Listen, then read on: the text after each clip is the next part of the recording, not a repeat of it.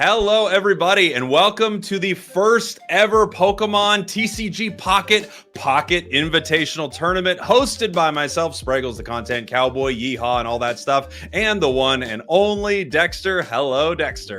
Hey, how you doing? I'm excited for this. It's going to be a good event. We got 16 fantastic content creators, and yeah, should we jump into them real quick? I think we could talk about the content creators here right off the bat. These are a lot of people that you probably have seen around the community if you've been watching a lot of Pocket content, watching streaming, watching YouTube videos. We're going to start with the one and only Jeff Hoagland, Marvel Snap extraordinaire, formerly Pokemon Unite caster as well, Dexter. Yeah, he's a very good player, this guy, and he's got some really cool decks he's bringing with the Greninja Executor as well as a Koga running Muck. Yeah, we've actually had a few players bring a Weezing deck in here. We're going to talk a little bit about Phil, another Pokemon Unite regional champion here. Phil is bringing in Executor, Venusaur, and the only Articuno 18 trainer in the tournament. Oh, yeah, I hate playing against that deck. It's so consistent, though, so I understand why he brought it. 18 trainer Articuno, very popular right now. Taking a look at Super Tech God here, we've got our first and only Blastoise EX of the tournament, as well as a Mewtwo EX line with some different stuff here. He's got Golurk in there, and I want to point out this water deck that he has, Dexter. It is the only deck in the tournament with 3 different EX Pokemon. Yeah, you know, I think he might not have all the cards, or maybe he's just cooking, man. This could be a very exciting game to watch here with these. It just can't be consistent. There's no way. Look, it's unlikely. I want to see it do well. It's our only Blastoise, but I gotta say, Super Tech God is either cooking or burning down the kitchen. Yeah. Taking a look at Nina is Noob, we've got Pikachu EX, which we're going to see a ton of here today. That is the most common deck in the tournament, Dexter. We have 8 Pikachu EXs, and we have a Pidgeot Bisharp deck, which is a really interesting combination that I did not expect to see. Do we have any other metal decks, or is it just that one? Wow, okay. Yeah. Not a single other metal deck, and no metal at all in the tournament. We also, as you can see, have a red card on that bottom deck. This is one of 10 red cards in the tournament, which I thought was interesting. Not every player runs this. Sometimes it works well, sometimes it's pretty chaotic, but at the same time, this is an open decklist format, so you know what your opponents are running. You may have a better idea of what they have in their hand. Yeah, and maybe you just hold on to that red card and they're a little scared. They might play around it. Some psychological stuff going on if you know your opponent does have that in their deck. Here's Ursi Day running Charizard EX Moltres and Pikachu EX. So these are pretty powerful decks. Her Pikachu is a little different from some of the others you're going to see. This is a Raichu Lieutenant Surge variant. So this has the option to not only do huge damage with Pika, right? But you can also switch in that Raichu, power it up instantly with Lieutenant Surge, and nuke some of your opponents. Yeah, this looks pretty cool. And that Charizard deck is incredibly strong. 2 more red cards here. I feel I rarely ever need to use 2 red cards, but it could work.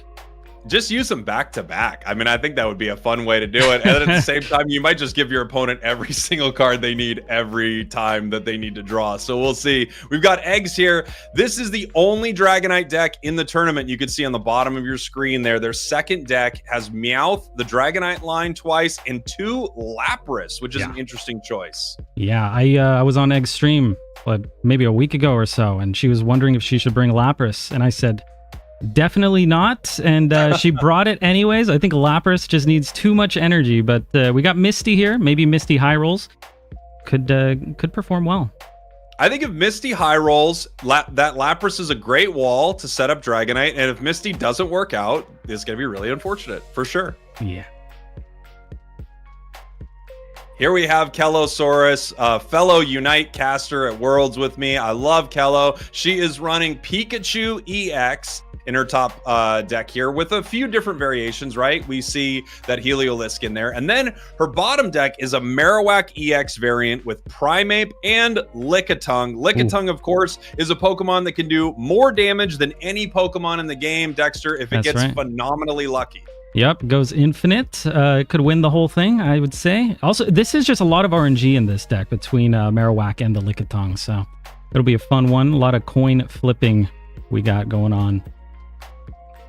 And here we have Helix TV. So what we are looking at right here is a very mean meta combination. This is Pikachu EX, Mewtwo EX. Probably the two, widely considered the two best decks in Pokemon Pocket now, Dexter, and he's running them both. Yeah, these are both S-tier decks for sure. Aside from this one, I think the only other S-tier I would consider is maybe the Starmie Articuno deck, which they can only bring two. Yeah, but Starmie Articuno is an interesting one, right? We're not seeing a ton of it, and we're not seeing a ton of water throughout this tournament, interestingly enough. The second most popular deck, of course, is Mewtwo EX. So Pika EX number 1, Mewtwo EX number 2 in this tournament. Maybe it's because water gets shredded by Pikachu decks, and those are quite prominent. I think so. I think so. Guess Gaming has one of my favorite decks of the entire tournament. So if you look at the top there, we've got a variation on Pikachu EX. It has Raichu. It has Pincurchin, which I think is pretty cool. But this bottom deck, Dexter, is really exciting. Yeah, we got a Ditto and 2 Snorlaxes. Alakazam. It's got so much interesting stuff. This bottom deck, I mean, if it wins, it's just amazing. The idea behind this, we have our decks are closed, they can't change them, but you can change the energy in your decks as you go, so you would be able to use this Ditto against your opponents in some interesting ways. I would guess it will not work, but boy, I wish it did. Yeah, he could tweak it in the matchup. If he's playing against an electric deck, he could switch to electric psychic. That would actually be so cool. I was messing with Ditto on ladder last night, or a match, casual match. It's not a ladder. It was so bad. It was so bad. You just can't pull off the moves. But if he gets the right energy and swaps it, maybe that's his plan. That'd be awesome to watch. It would be very cool. Yeah. Taking a look at Ravens here. We're talking about Articuno and Starmie, but this is a bit of a different take on it, right? We're looking at Starmie EX in that top deck. No Articuno EX, deciding just to run the regular version of Articuno, Golduck, Psyduck. And then in the bottom there, we have another Wheezing Wall with Arbok. Yeah, I think this bottom deck is very, very strong. Arbok can 2-shot Pikachu. There's a ton of Pikachu here. It could 2-shot Mewtwo. There's a lot of Mewtwo here. So I think Raven brought a very strong deck here, and that Koga Bounce is it's so good. This might be one of my favorite decks right now. Yeah, it's really, really fun. It's an awesome deck. Pulse Glazer running one of my favorite decks. Not exactly how I run it. So the top, we've got a variation on Mewtwo Gardevoir, right? With a couple of Farfetch'd in there for some of that early pressure. On the bottom, we have Blaine. And I love an aggro Blaine deck. I think it's so fun. Ninetales already hits for 90 damage. You throw Blaine on there, that's 120. It one-shots Pikachu EX, which is really powerful. If this deck can get set up, and it's pretty easy to set up, you could actually put enough pressure on your opponents where, a deck that really needs to ramp up can never do it. Yeah, it's very much an aggro deck. If you pull it off, the Ninetales with the Blaine, it's hard to come back from that, really, if they shut down your frontline Pokemon there, but only one copy of Blaine, so we might not even see it played. Yeah, that's interesting is the word I'm gonna have to use for that. I don't know if I'd run a Blaine deck with just one Blaine, but hey, this is what we're seeing here today. Yeah, and the 2 Farfetch might lower the consistency of drawing basic Pokemon, but it could work. Farfetch does a lot of damage. Captain Kerr here, really exciting deck on the bottom side here. We've got the Wheezing Koga, and it's stalling for Wigglytuff and Wigglytuff EX, which I think is going to be really cool. Also a red card in there just to mess with the opponents a little bit. Up top, we're seeing a variation of Pikachu EX. Yeah, Zebstrika, I normally don't run this. I feel like it's a little too weak, but it could pull through. Pikachu might be enough to just carry. Zombies go nom nom. We're looking at Pikachu. We're looking at Mewtwo. A very, very powerful setup right here. They're running both of the top meta decks. Again, there's a few different variations of Pikachu. This one has no Zapdos, which is interesting. A lot of them run Zapdos EX, but this one deciding just to run other basic Pokemon.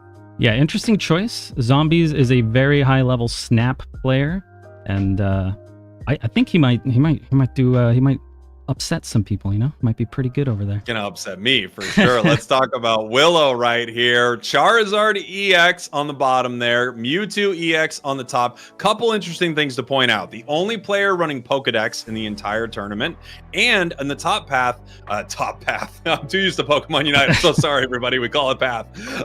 In the top here, this deck you see only one routes, Dexter.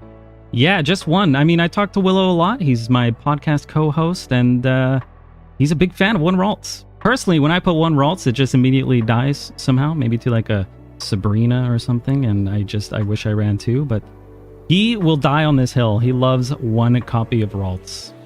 Yeah, I mean, I guess it's easier to get with Pokeball, right? You only have 3 Pokemon you're searching for. You're guaranteed to get one in your first draw, so you're just guaranteed to get all of your basics pretty easily. I guess the other problem is, yeah, Ralts is a squishy little gentleman. Yeah, and the Moltres deck. This is strong. Not just one copy of Charmander on this one, though. We got Moltres consistently coming out up front, just powering up that back line, just juicing up the Charizard. It's a hard deck to stop. Yeah, absolutely.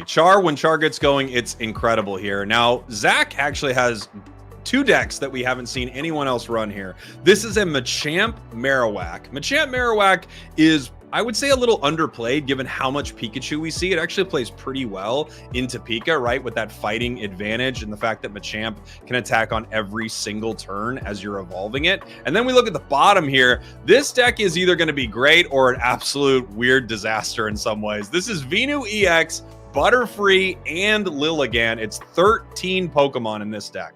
Yeah, I don't know about running the Butterfree line. I probably would have put in like 2 potions or something myself, but the Lilligant is really great for juicing up that Venusaur, getting him online quickly. And as far as Machamp, I think Machamp is kind of a slept-on Pokemon, but there's a lot of Mewtwo out there, and Mewtwo, strong. And yeah, Machamp, Mewtwo, low IQ. Yeah, Mewtwo is quite strong. Machamp, if it runs into Pika, it's having a great time, or at least a moderately good time. But into Mewtwo, it's an absolute disaster. So we'll have to see how that looks. Sweater right here, playing the meta, keeping themselves warm with the most powerful 2 decks in the game.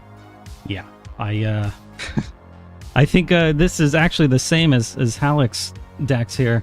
So yep. We'll have to see. Maybe they'll both be in the finals.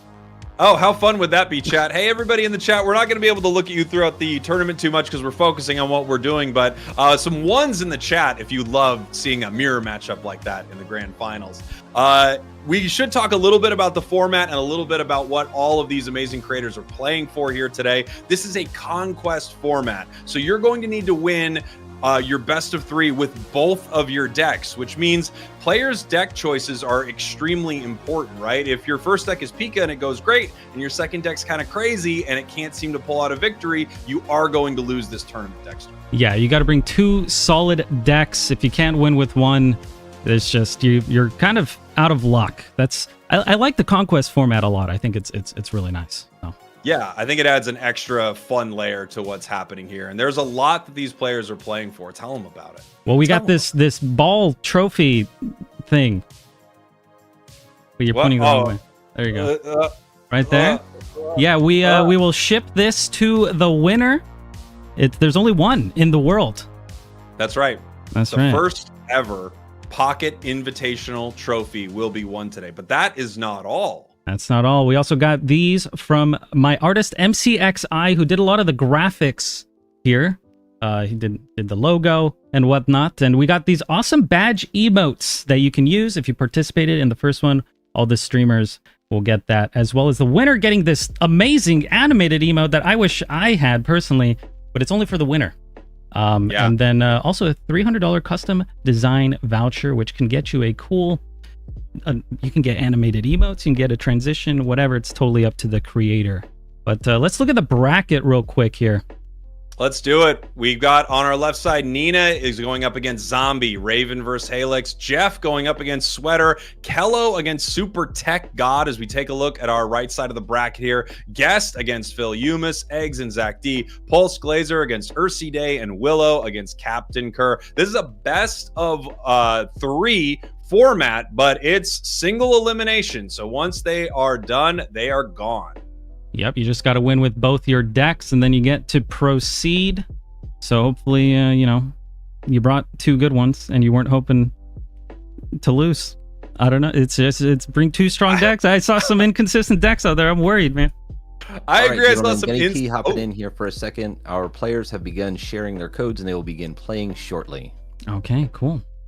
And I'm not the only one who heard that, right? I'm convinced that I'm the only person who can hear him. I don't think so. I hope I set the audio properly, but that was you believe he's also real. I was convinced that this was a person in my head the entire time. I'm glad to know that Gunny is a real person. That's great. Gunny organizing this entire thing. We have our players getting ready right now, and we are going to be seeing our first game very soon. I want to give you a couple interesting facts about some of the decks we saw, Dexter. One, and I think a few people in the chat probably noticed this as well, 0 Gengar in this tournament. It's the only EX that does not appear in the tournament at all. Yeah, I've messed around with Gengar a lot. He's just not that good. I'm not too surprised, to be honest. I like him. He's fun. He's one of my favorite Pokemon. But here we're jumping into Kello's match. We could see she's brought her Lightning deck up first. Yeah, here we go. Our first match of the tournament. Kellosaurus is the perspective we're going to be watching for this one. We're going to see how she wants to play this as she's deciding what Pokemon to put in the active spot here. Pikachu going out. They're going first, which is interesting. You make a lot of decisions, I feel like, in Pocket on that first placement, whether you're going first or second. The nice thing about a Lightning deck, though, is I feel like it's very simple to switch things out. If you're like, oh, actually, I wanted something else, I can X-Speed, I can pay 1 energy maybe. It's pretty easy to move your Pokemon around. Everything's low retreat. I think it's a max of 1 and Electrode 0. So, and she does have the X-Speed in hand, so probably going to throw out the Voltorb. This is really nice for Pikachu. Pikachu does more damage based on how many Pokemon are on the bench.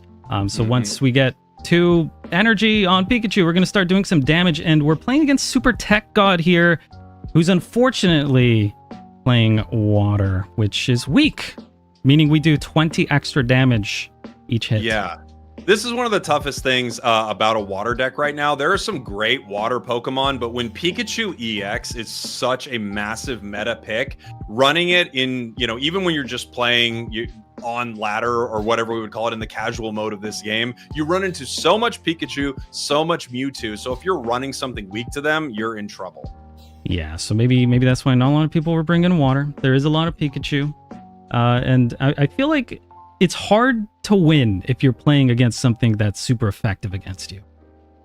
Yeah, not only that, I mean, even Articuno, of course, being one of the legendary birds, also has a weakness to lightning. This is a really great situation for Kello. She could swap into Voltorb right now, or possibly even just power up the Electrodes. She has a couple options, right? She could swap into Voltorb right away, start doing damage, and then next turn just put another energy on that Electrode. But she decided to evolve Electrode here, and now it looks like she's going to have to play some energy on Pika and just get set up. I don't think there's much to worry about, though. I mean, she's going to start doing huge damage. Yeah, it's looking good, unless we get a Misty coin flip here from Super Tech God. I think Kello's gonna kind of run away with this one. 90 damage, but it's gonna be 110 because it's super effective. Plus, we have Giovanni in hand, so we could do 120 on 1 hit. Yeah, this is going to be massive here. Pikachu just getting ready. If Tech doesn't have Misty, they're in so much trouble right now already. I mean, at least if they have Misty, they can put 80 damage down. Powering up Wartortle on the bench is going to take a while. This is one of the biggest problems running into Pikachu EX is how quickly it gets set up. And there's just not a lot you can do about it. Putting another Squirtle out of here, just trying to see if they can get anything set up on this bench. And I feel like this is one of those unfortunate moments where there's not a lot of daylight at the end of the tunnel here for Super Tech God. Yeah, if I was a gambling man, I would bet that he's probably not going to win this one. But you know what that means is that next match, he won't be playing against Lightning again. Yeah, that's true. As Kello's getting ready for kind of that first strike here, going to put the energy on Pikachu EX, deciding whether or not to play Giovanni. I feel like you could really go either way. Right now, there's nothing on the bench that you're too worried about, right? I mean, once Blastoise evolves, it's still going to be 2 hits. So we'll see what she decides to do. Just going to go ahead and not play Giovanni and get the damage on out there with Cycle Circuit. 110, and Articuno's almost down. Yeah, I think Giovanni doesn't really matter here because 2 hits kills it kind of no matter what. I think when you're deciding to play Giovanni or not, you're kind of doing a little bit of math. You're just seeing the break points. Blastoise comes online pretty quickly though. If I was Super Tech God, I would probably actually go for the Misty on Blastoise. Just juice up the Blastoise and hope he can just start Hydro Bazookaing everything to death. Or to faint. Yeah, I think it's the only shot. That's right. Great job catching that. Pokemon don't die. They get KO'd. That's very, very nice of you. Articuno's going down here. It's EX. It's worth 2. So, I mean, the real question is how fast can that Blastoise get powered up? It needs to hit a big Misty Flip, right? It needs 5 energy to do that extra damage here. I don't know if they're going to have it in time. I can't really see how many cards he has in his hand, but I think it's like at least 3 or 4. So maybe he does have the Misty. Maybe he gets 3 coin flips and he can kind of run away with this. There's a way out because he would just one-shot the Pikachu and one-shot anything else that came out. Yeah, I mean, it's all up to the next turn here, basically. I mean, if we can get this thing powered up in 1 or 2 turns, I don't know how many Misties they were running. I assume with a water deck, you're running 2 Misties. Oh, here it is. Oh, okay. There it is. All right, 2 heads. Let's go. This 2 is heads big. would win This is it. huge. No! Okay. Oh, Misty. That Misty. Nothing at all for the Blastoise EX. This is so unfortunate. They're going to do 100 damage there with the Hydro Bazooka, but Pikachu will live to fight another day. It can do insane amounts of damage on the Blastoise right now, or Kello could decide to switch it out. Yeah, I think if I was Kello from here, I would just put energy on the Zapdos, hit that Blastoise once, and then just seal the deal with the Zapdos. But he doesn't have Misty in hand, unless he has a second one. I think he might have only had 1 copy, though, if I remember his deck properly. He can't do 160 before he dies. Take a look. Sorry, at really faints. 1 and 1? Yeah, faints. Thank you very much. Wow, 1 Misty. That's interesting. Like I said, I don't know if he has all the cards. He made some choices that I was like, oh, he's either cooking or he's coping. Mm-hmm. Blastoise right now, 60 HP left. Gonna need to make a decision here. Do you try to pull this back? I feel like there's probably nowhere you can go at this point. You're just gonna have to commit to it. We've got the potion, which gets it up to 80 HP, which there's a reality where Zapdos is only able to hit 1 heads. And if that's possible, I think it actually could win. Yeah. I'm wondering if Kello maybe should have powered up the Electrode instead. Yeah, maybe Electro would have been better because it is the weakness, and then we could just destroy it very quickly. Oh man, oh boy, this is it's all come down to coin flips. I like that. Yeah, I think Pokemon likes that too. I mean, I think they want you to be in a position where they're like, anyone can win at any moment. Had that Misty earlier gone even 1 energy different, I mean, we could have been seeing a crazy situation here. But Pikachu is now going to go down to Blastoise if he keeps it in play. We're going to have to see if that's what they decide to do. With 2 points already acquired by Kello, I think you have to keep Blastoise out here. Yeah, I think you have to just hope that they whiff on the Zapdos coin flips. Mm-hmm. Oh, yep, and he's doing it. He's just surfing. He's not even using Bazooka for fun. Yeah, interesting move. All right, deciding not to have fun. Maybe the kindness of not using Bazooka right there will pay off because Kello is about to flip some coins. And there is a possibility that Kello doesn't get it. She's actually 50-50 right now on flipping here. So I really do think the play was powering up Electrode. I bet she's kicking herself a little bit here because she would have been able to take it. However, if he had multiple potions, I guess it wouldn't have mattered. Yeah, just don't miss. I mean, the odds are in her favor, right? You need 2 heads. Wow, Sabrina would have been so nice at another moment in this match. You can only play 1 supporter per round for people who don't know. So that's why we're not playing Sabrina here. Here it comes. Kello's praying right now. 2 heads. She needs average luck. 1 heads. Oh my god. Well, that's enough. The game. Yeah, right off the bat, Kello hits it, and there goes Blastoise EX. Super Tech God going down here, and Kello takes the first game in her best of 3. Yeah, let's jump into Jeff's match over here. He's playing against Sweater with his Arbok deck right now. I do believe Jeff already won one. Jeez, yeah, let me check here. It's going that fast, huh? Yeah, Jeff won with their grass deck, and now we are into Jeff playing right now with this Arbok Wheezing deck, and he's already up 2 points on Sweater here. Yeah, this is looking good for Jeff, I would say. The Arbok already gonna be able to corner this Pikachu. He's still got the coughing in hand with the wheezing as well. Jeff's got this in the bag, I think. It looks great for Jeff. The other thing is, having KO'd multiple bench Pokemon, it sets them up in a really nice way, right? Obviously, it's harder for Pikachu to do damage because it needs a full bench, and with a few KOs right now, Sweater's in trouble because Pikachu just does not have a lot of damage output. Jeff deciding to switch in the Ekans, though, to take the damage here. Yeah, so Pikachu can only do 30 here. I wonder why he didn't put out the coughing to turn it into wheezing. I guess he's planning on pulling this back and then just using the Arbok. Oh, this is actually, he just wins. All right, well, he's sending it back to the Voltorb. He's going to retreat the Ekans, put out his Arbok, and he's won. He's won his match. He's moving on to his next opponent. Yeah, beautiful play here by Jeff. We weren't able to see the entire game. Jeff's got some really exciting decks, and I know we have to make it a priority to see Jeff in the next round here because I know it's going to be really exciting. I want to see that Greninja Executor deck for sure. Yeah, wow, he crushed it. All right, well, let's jump into Raven's match over here. All right, here we have Raven. We've got Wheezing on the board with Gardevoir right now. 4 energy on the Guardy here as we have Mewtwo on the bench. 1 point for each. If that Mewtwo EX goes down, that would be the end of the match here. Raven would take the win as it's putting a lot of pressure on Guard. Yeah. Did he win? Wait, did he win one already? Let's take a look. Yeah, I don't know. He's got 2. You love having 2 professors in your hand. Just being able to draw so much is so nice. He's going to be able to take out the Gardevoir, I think. That's got a lot of energy on it.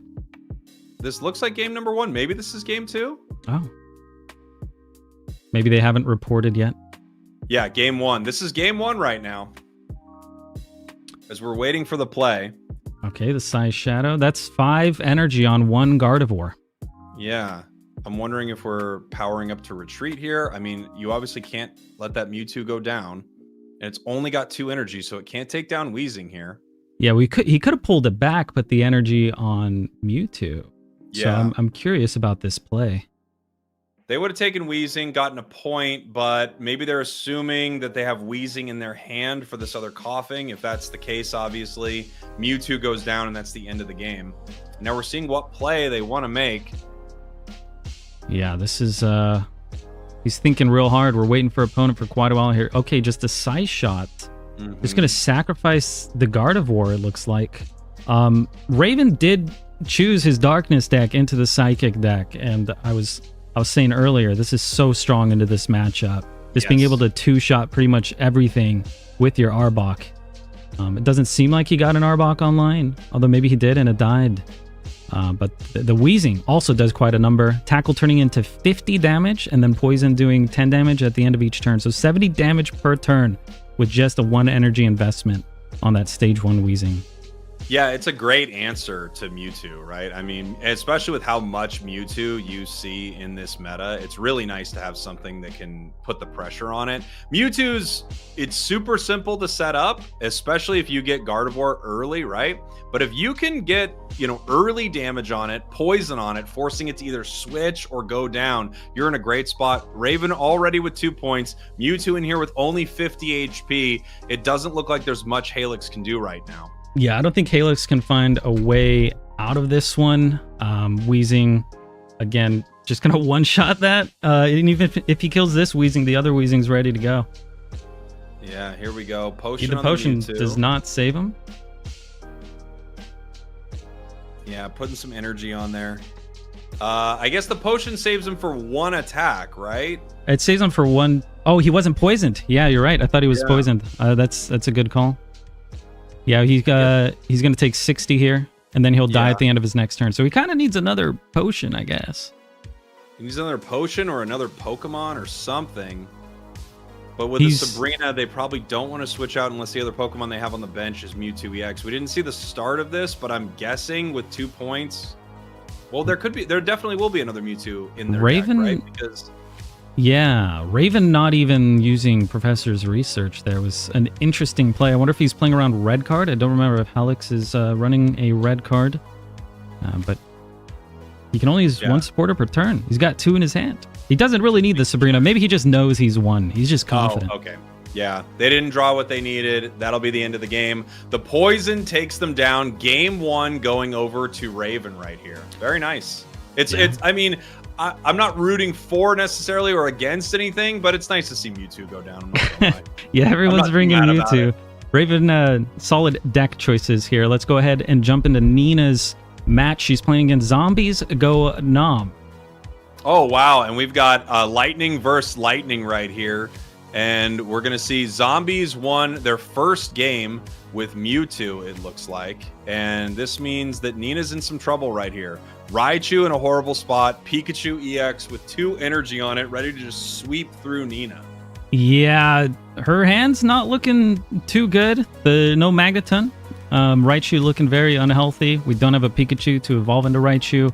Maybe, she's going to go ahead and concede, or she's considering it. But she did not draw her Pikachu EXs, it looks like. I think she's running too. Sometimes you just don't draw what you need, so that's kind of unfortunate. That's not what you want to draw. Yeah, that's really disappointing. Unfortunately there's no real solution right here, and as you can see, Pokeball didn't pull it. This is one of the interesting things, right, Dexter? You'll see some people run multiple basic Pokemon so that they don't kind of pull something they really don't want in that first slot. Yeah. But then at the same time, if you do that, you might be throwing Pokeballs and never pulling your EX Pokemon that you're looking for. Yeah, that was rough. Unfortunate. Sometimes it just happens. But yeah, running too many basics. Sometimes you won't draw what you need here. We're jumping into Kello's next match against Super Tech God. I don't know if it's 1-1 or if it's 1-0, but based on time, I think this might be game 3. She's running Marowak and the Lickitung. Lickitung not getting much energy here, but Marowak looks like we're going to try and whack Mewtwo to faint. Sabrina-ing the Mewtwo out for the Corellia. The nice thing here is it slows Mewtwo a little. If they don't have X speed right, they're gonna have to pay to retreat that. Although if they have guard, I mean, things are gonna be happening pretty fast as soon as that Gardevoir gets into play. Marowak needs 1 more energy. Primeape sitting on the bench. Primeape is a really fun card, not into a Psychic deck though. They just do so much damage that you don't really get to take advantage of that really cool ability on Fight Back to do 100 damage if you have any damage on Primeape. Yeah. I kind of want to see Lickitung go off, but I don't think it's going to happen. No, it takes too much energy. Mewtwo's going to be putting the pressure on. If Gardevoir is in the hand of Tech God right now, I think Kello's in a very, very bad spot. Maybe if Marowak gets phenomenally lucky. I feel like a lot of people like the Marowak into the Mewtwo because, yeah, it can one-shot. Yeah. Just get good. I personally have never done it. But here we go. It could happen. We have Mewtwo being put into battle. If Gardevoir's there, you can power it up. And it is. Gardevoir's ready to go. We're going to have the power up on the Mewtwo. This is going to come down to a big coin flip right here. I mean, if there is a possibility for 2 heads from Kello, this game might be in the bag for her. She could take down Mewtwo EX in 1 big shot. That's the power of Marowak. Even without the, weakness or whatever any Pokemon could have, Marowak doing 160 is just massive. Yeah, I don't think we have time to ramp up this Lickitung to be able to lick. We kind of just gotta not miss here. If we miss, that's a great strategy. Honestly, that's a killer strategy. Don't miss just now would be huge. Yeah, even that Primeape does additional damage if it's been hit, but it's just gonna get one shot by Mewtwo, so it doesn't matter. It's not going to be able to do that. Okay, here we go. Coming down to a coin flip. A lot of these matches for Kello just coming down to coin flips. I can barely look at this. 1 heads. Oh, wow. Okay. Kello gets 2 heads. Mewtwo EX goes down. Super Tech God on the bad end of coin flips in both of these games. Insane. Skill diff I see in the chat. I'm saying I can't see the chat much, but a lot of people are saying skill diff. Yeah, Super Tech God getting a bit unlucky here.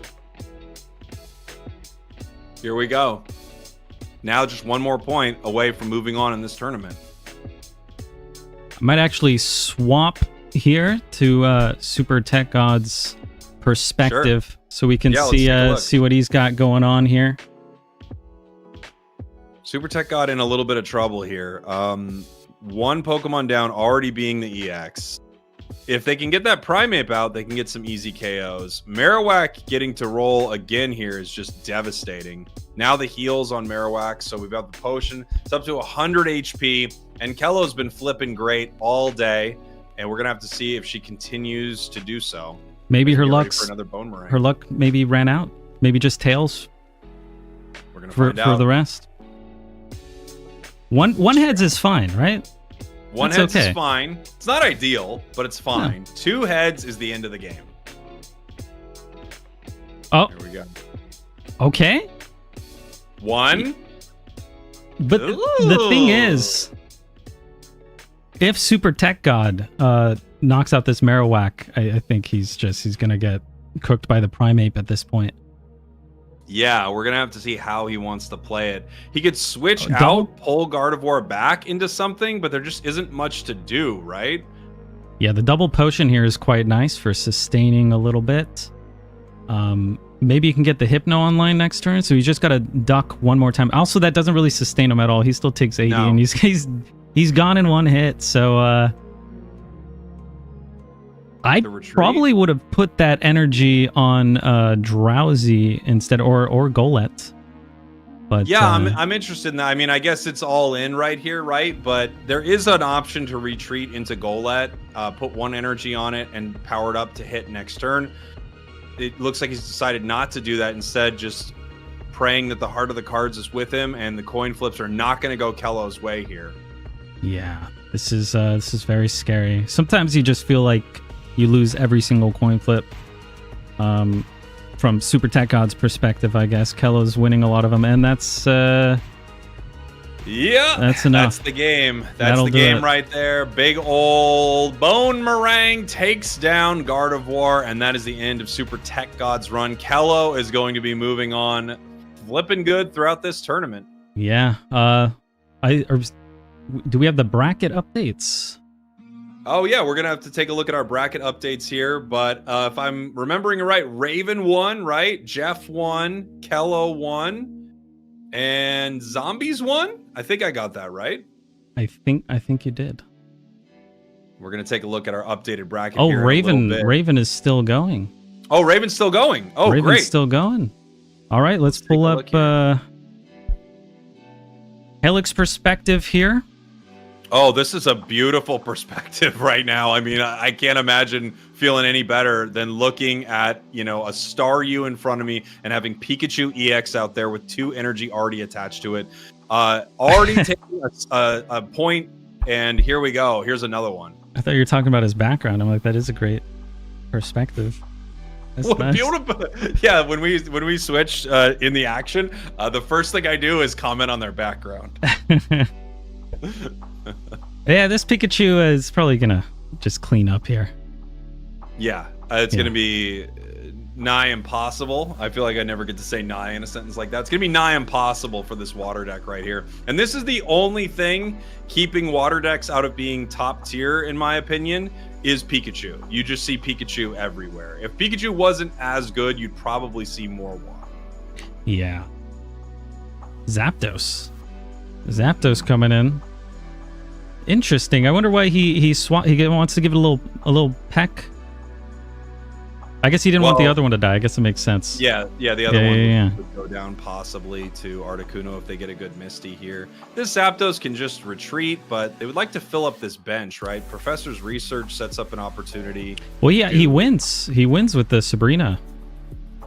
Hitting pulling the Staryu out. He just needs 1 more point. So. Oh yeah, great point. Yeah, Sabrina, and that's the game.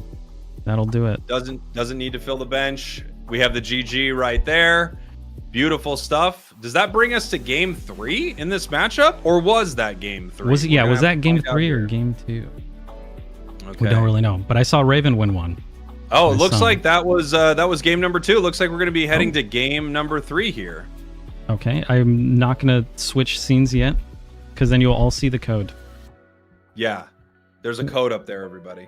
So we can't switch. Okay. Not yet. I see a lot of. I now I can look at the chat here. Everyone's saying switch right now. Who cares about the code? Look, guys, we're running a pretty professional operation here. We're not just going to switch into the code. And I understand a lot of you are begging for it, but that's not what's happening. We're going to wait for them to get into the match, and then we're going to watch it, okay? Calm down, all of you. Oh, jeez. here, it's starting. Oh, no. You almost switched into the code, didn't you? No, he's changed he's typing in the wrong code, I believe. I think he's typing it might take a while to find the match. Okay. If they're changing he typed the wrong code. This is a sight to behold. I can't believe in this situation it actually somehow might have benefited everyone if they knew the code and it was on stream. I can't believe I did that long code bit for what ended up being actually a situation where we may have wanted these players to have seen the code. But here we go. That was a bit? I thought that was real. Oh, no. I thought, okay. No. I thought you were reading the chat. I was like, look at this guy. Look at this guy reading the chat, going guy. crazy. We have the water deck continuing to come out here, right? He needs to win with this water deck. And they're getting set up here. Golduck in their hand, so they can start with this Psyduck. They're also going first, and they have Misty.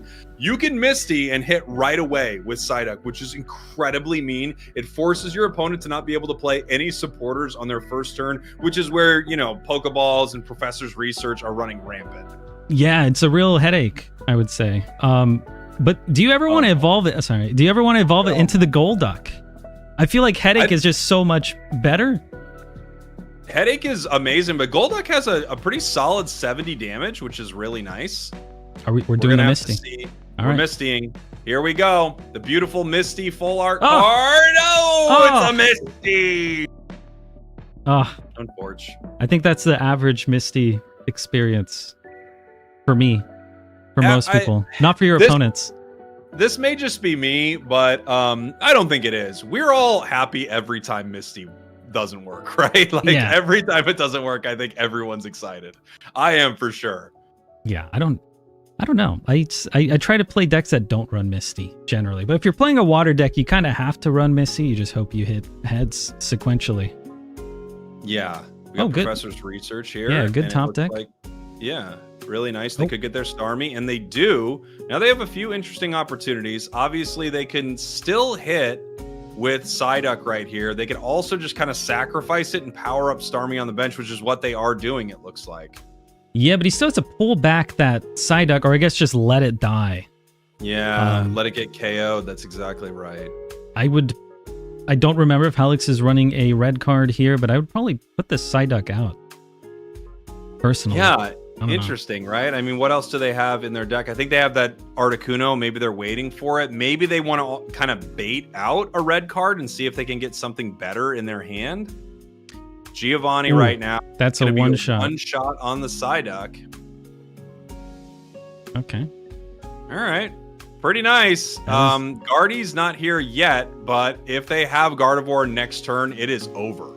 If he can get Gardevoir on curve, he just wins. That's generally how the Mewtwo decks work. This feint kind of worked out for Raven. Gets to get Starmie out there and immediately just start attacking. We're going to swap it out for the other Mewtwo, possibly using the Sabrina, or maybe not. Yeah, it's this tough moment right here, right? If you're doing damage to this Mewtwo, if they don't have Gardevoir, this is great. If they do have Gardevoir, like you're just hoping that they don't have it, basically, if you play that Sabrina, because you'd rather do the damage to the Pokemon that has all the energy on it. We're going to have to see if they have it. If they have Guardy, then it's over. That's 2 energy onto Mewtwo right now. If they don't have Guardy, this match continues to push on, and we probably see a retreat. Looking scary, but also he's not doing the Gardevoir, so maybe he's fine, or maybe he's getting BM'd a little bit.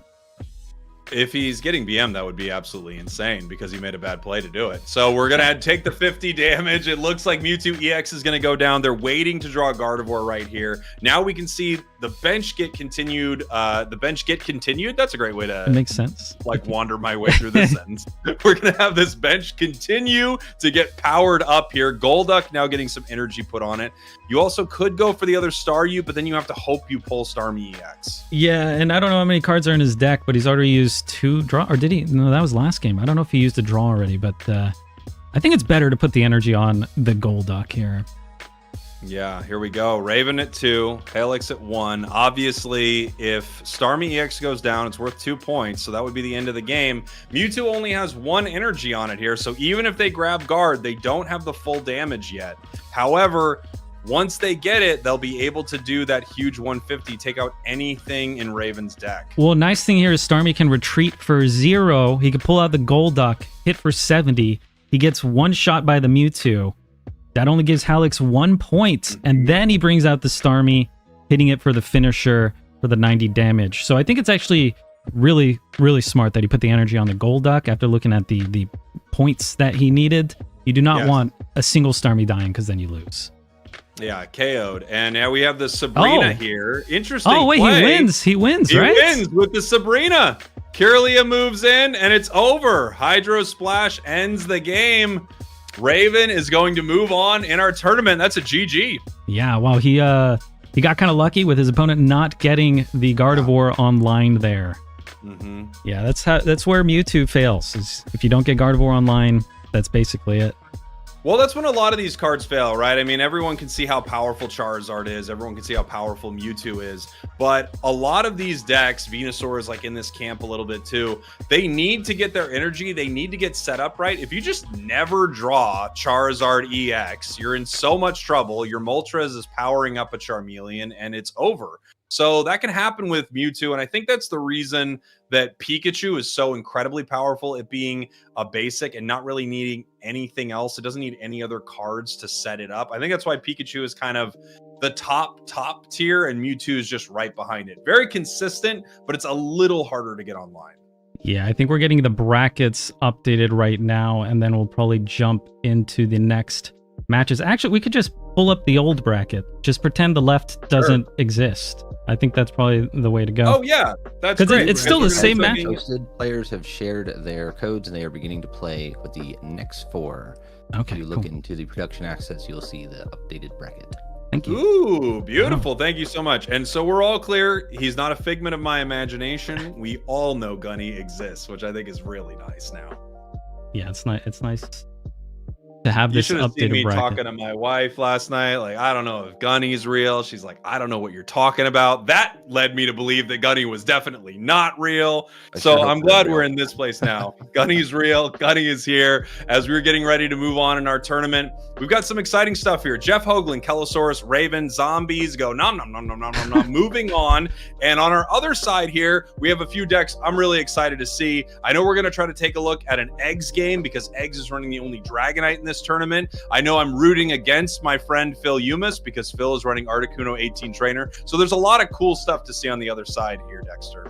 Yeah, I don't think anyone's in a match just yet, but oh wait, is Eggs in her match? No, maybe not. Not yet.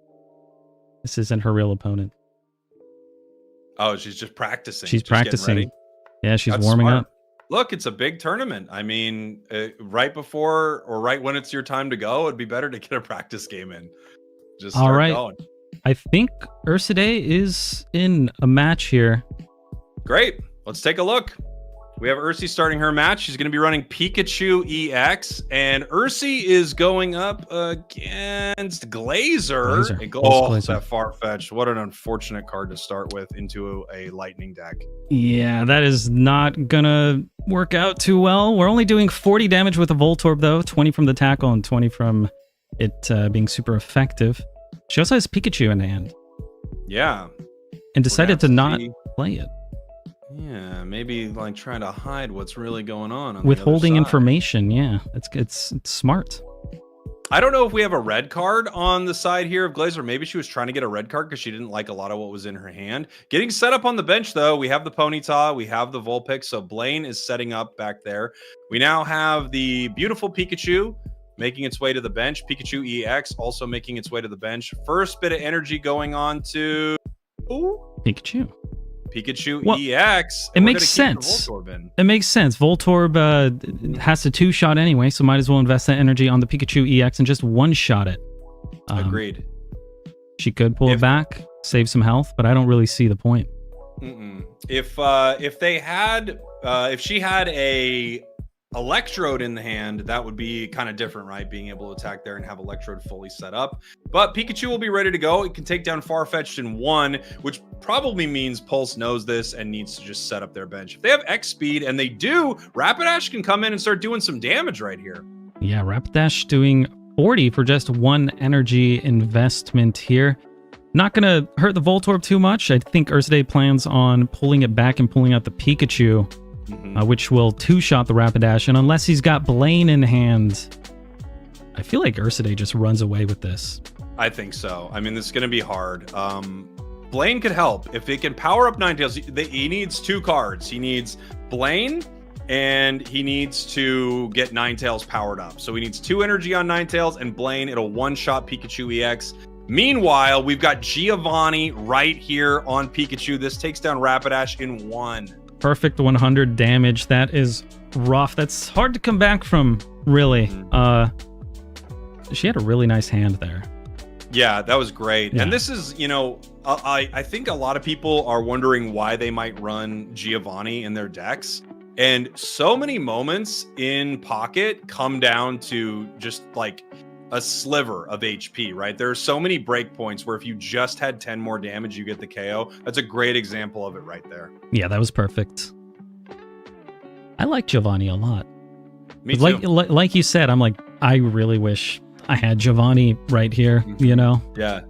I feel like all the time. You know, one of my absolute faves is X Speed. I think X Speed is just the greatest thing ever. I use it all the time, even when I don't need to. Just throw it out there. Just fun to look at. Yeah, it's I think it's a... I was going to say underrated card, but I think a lot of people really like it. It's just so good. It's kind of a way to produce energy in a format that cannot produce energy, because you're saving an energy, and saving energy is making energy. Here we go. Easy KO onto the Vulpix. This is essentially done here. There just really isn't anything that they can do. Ursi up 2 points, no bench. Yeah, and they conceded. All right, let's jump into Egg's match here. He's playing Dragonite. Yeah, this is what we were waiting for. I really wanted to see this. Now we've got Zach. We talked about this deck earlier. So many different grass cards here. They've got Lilligant out. Every time Lilligant's going to do damage, it's also going to power up a grass Pokemon on the bench, which is really nice. They've already got Ivysaur. Meowth goes down. We have Dragonite on the bench and Lapras waiting to go in. Oh. He's already got a point. This is great. The Lapras, will it actually do work? Will the Misty pop off? Because I'm a big Lapras hater. Yeah, and I like that about you. We're gonna have to see. We're gonna have to see what this Misty does here. We have 2 Misties in hand, right? Or is it just 1? No, we have 2. Is there? Oh wow! I'm so used to seeing only the full art Misties. Oh, you're so rich. Are you just bragging about being rich again? Here we go. You guys should have heard it before we started. I won't get into it. Misty flips, and it's a Misty. It's a Misty. That's do you use that pun often? Yeah, every time Misty comes out. every single time. Well, I can't wait to hear it 10 more times. Every single time, and I won't stop. And now that I know you like it, I love it. I can't stop. Please. I can't stop. We do have another Misty though, so I mean, we're gonna hear it here in like 20 seconds. To do it again. Yeah. I'll let you go until it happens. Okay. I'm excited. Lapras dying quite quickly. That is not good. But we do have Dragonite coming online, and Dragonite having the kind of the required energy here in order to do Draco Meteor. That's sometimes an issue Dragonite might run into. You just get like 4 waters in a row or 4 lightnings in a row. But oh my god, I hope I eat my words. But I also want to hear your words. Oh. Didn't Misty. In fact, it did all right. 2 energy. 2 is just as good as 1 in this situation, though, because Lapras is gonna say goodnight here, and then we're gonna have to bring out Dragonite and hope it lives a turn, maybe. Or maybe we put in Dragonair, tank a hit, X speed, pull it back, throw out the Dragonite, and hope to just clean up. But Zach D, he's an okay gamer over here. He's already got Ivysaur with 4 energy. This Lilligant is putting out so much energy. It's wild. And then we're gonna have Venusaur possibly come online. That Metapod Butterfree about to do nothing.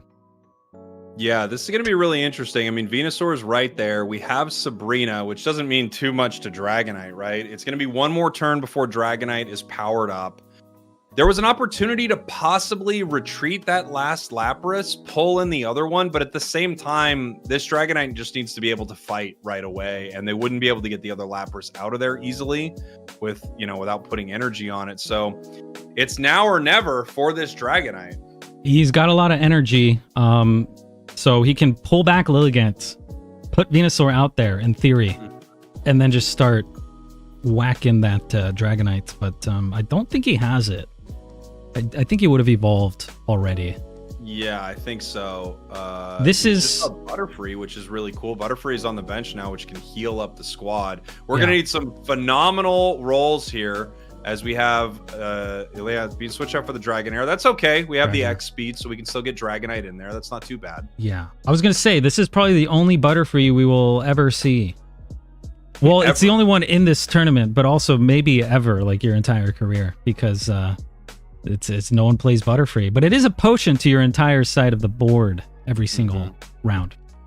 Yeah, I feel like if things just didn't burst for so much, it would be a more viable card, right? But unfortunately, I mean, everything is like burst. Like Charizard's going to burst you for 200. Butterfree can't heal that. Right. We do have the other Dragonite being able to come online as well. But it does require 4 turns to set up. So hopefully...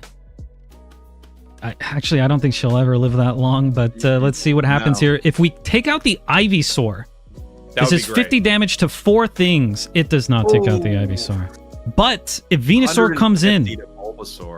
Yeah, if Venusaur comes in, it's only 100, right? Isn't it? You might be right there. Venusaur's got what, 190 HP? Yeah, he's a beefy boy, but but then again, Butterfree's gonna get the heal. True. Oh, that's a good point. Oh, that heal from Butterfree is actually huge in this situation. Yeah. Oh, that's good as well. But putting it at 110, meaning it needs 3 hits from the Dragonite, and Dragonite's only doing 4 hits. So everything's kind of awkwardly healthy. Although I guess Ivysaur only has a max of 90 HP, so it dies on 2. All right, here we go. The Gust coming in, 60 damage to the Dragonite. Obviously, Zach is just looking for this Venusaur right now, praying they get the Venusaur. This is a great potion. That potion is huge because now it doesn't die to the Venusaur hit. Here we go, another Draco Meteor. It's kind of like a coin flip. That Ivysaur. Ugh. I think she's got this. I think so. I think she could win. An Erica and a Venusaur, I don't know. Oh, there it is. Venusaur EX. He top decks it. Yeah. It was only a matter of time, but now he pulls back. He throws out the Venusaur. He gets that. Yeah, he gets that heal off as well. But we do have a chance. We need either three hits on Butterfree or 4 on Venusaur. So it's kind of like you flip 4 coins and you need 2 to hit heads if you don't think about it. Yeah, we're going to have to see if these coins hit or if they miss. Just a second here, everybody. This is the Draco Meteor. I mean, this decides the game. There's nothing else that can happen here. This is intense. Yeah. Come on. Here we go. Hit the Butterfree. Oh! It does! Oh my gosh, it does! Wow, okay. Huge end right there as it takes the Butterfree. Wow. I mean, what an incredible save there right at the end. Oh my god. Dedicated to Spraggles. What is this? We're jumping into Guess game, but Guess just won. And comment on my background. Your background's beautiful, dude. As always, we hop right in and we comment on the background immediately. Thank you very much, Guess. And we got to see Guess win. So, I mean, what an incredible start to Guess run here. We have Guest taking the first game against Phil. Let's see. We have Eggs taking that first game against Zach, as we're going to take a look at Ursi here going up against Glazer. This is Ursi's Charizard deck, which looks like it's doing very well right now. However, Mewtwo on that bench, already 3 Psychic Energy. Yeah. I might try and pull up Pulse's perspective here. Yeah, for sure. I didn't expect Guest to win so quickly there. All right, let's switch perspectives to Pulse Glazer. It is the same match against Ursidae. with the far-fetched. Ursi just powering up the Moltres here. Wow. Moltres can actually like do work. Sometimes you just get 3 energy on it. That way you can retreat whenever you want. You don't have to keep dancing forever. So this is interesting here. I wonder why they wanted to power up that Moltres, given that without Charizard doing their damage, this Mewtwo's just going to start sweeping, right? Yeah, maybe the Charizard didn't come online, or it came online quicker than she expected, perhaps. She gave it the energy last turn, you know? So she knows that this Moltres is going to go down, and she knows... Oh, I guess she could switch in... No? She switches in Char. Well, that's not going to work. Well, this Mewtwo's about to do a bunch of damage. We got 3 energy on it. Oh, just kidding. It's not going to do any damage. Had 5 energy. It had 5. It looked like 1. It's a little small. It looked like 1. Everyone in the chat, I want to apologize right now. On my screen, it looked like it had 1 energy, and actually, it was fully ready to go. I'm so sorry. I was confused. I thought it was 1, guys. I thought it was 1. Let's jump into Willow's match here. He's playing Charizard against Captain Kerr's Wigglytuff. All right, I'm gonna look at every little bit of energy right now. 5 that is looks 3 like on Wigglytuff, not 15. Not 15. Yeah. Now it's 4. All right, I'm counting really well. Captain Kerr's got 2 points already, or 2 prize points. Willow's got 1. I think he could put... Yeah, he's putting it to sleep. So this kind of comes down to a coin flip, actually. And look at this right here. It's poisoned and asleep, and it stays asleep. Huge moment right there. The potion, not going to be able to save it, and that is the GG. Willow not able to take that win, obviously. That sleep was over. I mean, it's a 50-50 that you'll get to do anything. Yeah, I wanted to jump into a guest match, but I think... Did he win already? He might have won. Might have won both of his He already? might have won both, because he's just full cam right now. So we're going to jump into Egg's next match here against Zach D. All right, we're taking a look at a Marowak versus this Arbok Wheezing deck right here. Marowak in there with 1 energy. Arbok's got the corner, so it's not going to be able to pull this Pokemon away. However, it could pick up a big KO. Yeah, I'm going to switch perspectives here to Zach D. Since we haven't shown him yet. But we got the Marowak, who's cornered, cannot retreat because of the Arbok, but we're about to kill the Arbok in theory. Sorry, feint the Arbok in theory. Yeah, you knock him out. Knock out the Arbok. I'll get it right sometime. I'm sure you will. And we're going to flip some coins here. Oh, he's spinning it? A good strat. Wow, that coin went flying. And apparently that is not the strategy you want to try. Yeah, unfortunate. Now you can see it doesn't work, everyone. So you don't need to have any superstition about the coin flips. It's just not going to happen. Big play here. The Arbok now gets Marowak EX. Does she already have a point? No, this would be the first point scored, but it's an EX, so it's going to be 2 points already. Yeah. Is this match 2 or match 3 between them? I don't really know. This would be match 2. I think it's... I believe. It might be 2. Do you not have a coin flipping ritual? No, I believe that I'll always flip poorly. Okay, well that's fair. I always spin it in a circle as many times as I need 1 heads, but nothing more. You don't want to be greedy. Like if you're flipping Misty, you don't want to flip it more than once, maybe.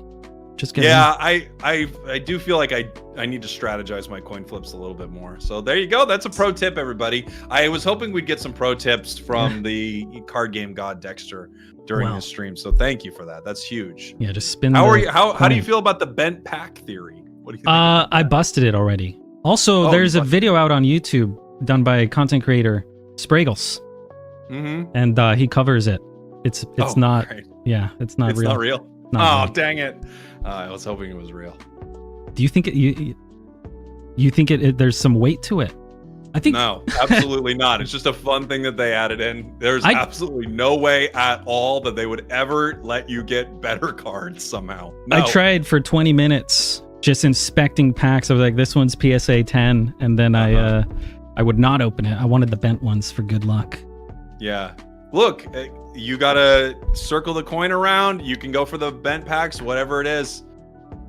From the chat, it says bent corners are real. I've got better cards every time, and that is how superstitions start. That's how it starts. That's wear your lucky socks. You know, this is what's gonna happen. The Jets always lose if I'm not watching. So yeah, all that. We could see Zach D Games has a cornered Machamp here. That Arbok is putting in work. He can't even leave. He can't leave. He's done, isn't he? He's a certified cooked, I think. Right? He just gets some suffocating gas on the Machamp and he is fainting.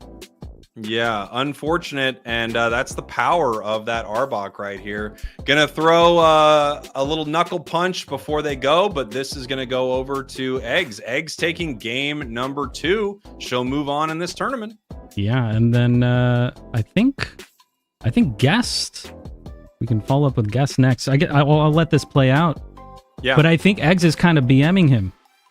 I would say fully. I would say this is a maximum BM. You know, I did message Eggs and I told her to please BM Zach as much as possible because Zach is my mod and he deserves it. Well, there you go. Yeah. And it happened. There we go. Let's move on to the Guest match here against Phil. Oh boy. All right, Guest against Phil right here. Obviously I'm a huge Guest fan, as Guest has me in the background, and I think that's massive for Guest. I'm a huge fan of Phil in all other situations, but I want nothing more than for Phil's Articuno 18 trainer to lose right now. Nothing more. I hope he loses, and I hope he hears this. Phil, I hope you get knocked out in the tournament right now. Phil, it's very disrespectful of you to bring 18 trainers, but it's not even that good of a deck, so I think it's like a B tier deck. Maybe. Do you think it's S, even A? I think it was kind of a thing for a couple days. Everyone made a YouTube video on it, and then everyone moved on except for Phil, who is just continuing to play it. Now we have this Ditto right here. You're going to actually see Ditto do some work right now. It needs only 2 energy to copy the Ice Wing right there. It obviously can't copy Blizzard because it would need 3 water energy, because Ditto is a essentially worthless card, maybe outside of tournament play. Yeah, that's kind of cool. Open deck list tournament play. It's got to be open deck list. Open deck list, Conquest, invite-only tournament play. Ditto actually might be somewhat viable. Here comes the Misty. I'll let you take this one, actually. Okay. You want me to say the phrase? No, I own it. Oh, okay. Well, that's enough. You know, all you need is 1. All you need, and then it's like 1. It's like a Brock. Mm-hmm. Where are all the Brocks this tournament? Where's the Onyx? We don't have a single Brock this tournament, interestingly enough. Not surprised. I think Brock is, it's doing its thing. You got to respect it. There's a good Brock deck out there, or 2. No, just 1. This one. I love looking at Guest's face right here. He just played X speed for absolutely no reason. And you saw it on Guest's face go, why? Why did he do that? Maybe he was worried about a red card or something like that. I don't even know. It's got to be a red card. I think he's just doing whatever. You're not in the background any longer. Wait, when did that happen? Oh no. Can we switch perspectives? Yeah, here we go. I can't believe that. I'm kidding. It's the exact same perspective. All right, fair enough. Fair enough. I'm working on it over here. So this is the tough card, Dexter. Snorlax, I think, is just really rough, man. Its retreat cost is 4. It's 4 energy to do 70 damage. It does have a ton of HP, but it's so hard to get out of there. I don't know what you do with it. Yeah, I personally am a Snorlax hater, just like I'm a Lapras hater. I love Snorlax, just not the card in this game. Yeah. Yeah. He's just... I'm with you. I personally prefer something like Kangaskhan. Similar to Snorlax, it's quite healthy, and you'll probably never retreat it, but it is a threat. With just 1 energy, you put a formidable threat on the board, which is I gotta why I say, like it. This is fun. I'm a bit of a Kangaskhan hater. I'm not saying it's bad. I just, flipping coins already, and a lot of the time it doesn't work out for me. At least that's what I remember. That's my bent pack theory on me flipping coins, is it just doesn't seem to work out for whatever reason. Are you a Farfetch guy? Yes, love Farfetch'd. Love Farfetch'd. Well, there we go. It makes sense. But I used to not like King that much because the coin flip thing, but if you think about it, you hit half of them. So it averages out to 30 damage. which is not as good as Farfetch, but it can stall. Yeah. It's better than Snorlax, okay? It's just better than Snorlax. We can both agree that just about everything is better than Snorlax. And for Guest Gaming right here, I mean, this is tough. Guest is in a bad spot. As soon as he removed you from the background, it feels like everything started to go downhill for him. Yeah. The Snorlax might just be too slow, too sleepy. Yeah. I'm wondering what the energy on Snorlax was at all. I'm wondering what that was. Is this 1-1 right now? I'm thinking it This is. is their second game, actually. I think it might be game 3. Oh, is it? No, it's Is game it? 2, right? Oh, no, game 2, Guest won with Pikachu. I'm going to switch perspectives, This is but... game 2. Oh, this is game 2. Game Okay. one with This is game 2. This is game 2. These are some long games. Yeah, they are. It's all the Snorlax really just slowing things down. They He's just a take wall. Forever. They take forever. Okay. Snorlax down, finally. What do you do? There's nothing you can do here. I mean, this is the problem with running into 18 trainer, right? Is it's just... It can run away with the game. He got the 1 heads on Misty, and that's all he needed to run. Yeah. And we just didn't have the deck get powered up fast enough by Guest. You got a Sabrina, which does nothing. Alakazam is not coming. Kadabra's not there. You can teleport into Snorlax, but you'll never get Snorlax out of there. I feel like this is GG here. Yeah, not looking too good here. Unfortunately for you, the 18 trainer deck has won. I know. I'll have Phil Venmo me or something. Yeah, please. Say, I'm annoyed. Send me $30. Can I get like $1? So I can open 1 pack. Yeah, if I get 30, I'll give you $1. Okay, thank you. if I get someone to send me $30, you'll get one. Oh, I thank promise goodness. you that. It's very generous. Thank you. I appreciate it. No, it's no problem at all, really. I mean, here we go. Guest trying to figure out what he can do.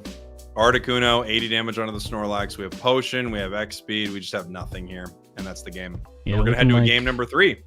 Game number 3. Is anyone else still in their games?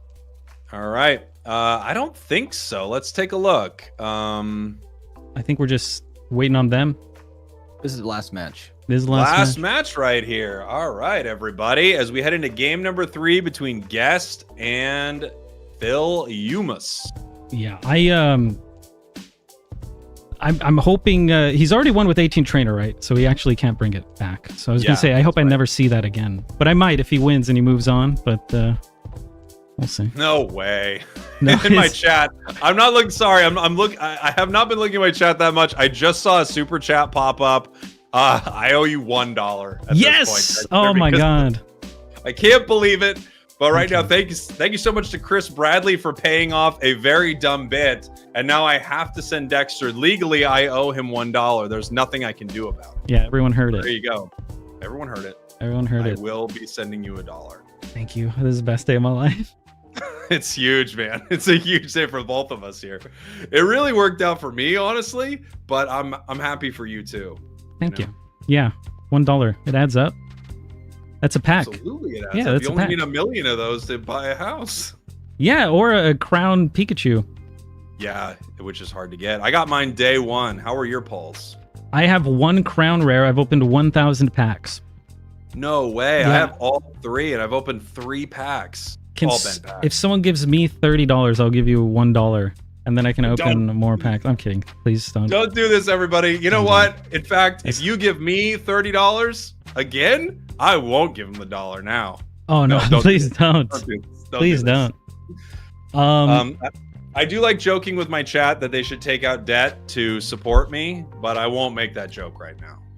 I don't want anyone to support this bit any further. All right, here we go. We're gonna jump into the next match. Ignore this visual issue for 1 second. There we go. All right, we're getting it set up. We have Phil right here. Looks like he's playing, I don't know, in a pirate ship or something? Now I know, yeah, we're not supposed to comment on the backgrounds, I was told, I'm but here we supposed to are. right away.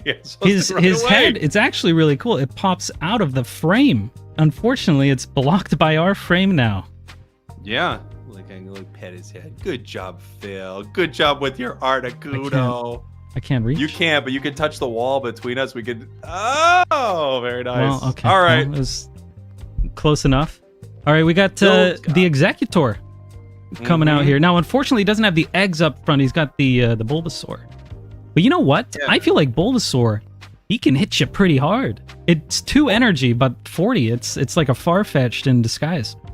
Yeah, here we go. Beautiful stuff here. Bulbasaur getting powered up. Executor ready to go. The nice thing about it is you can make a sneaky switch. Like your opponent might not know you have Executor, and you could just kind of casually move it in next turn, them thinking that you're only going to hit them for 40. It's a mind game right here.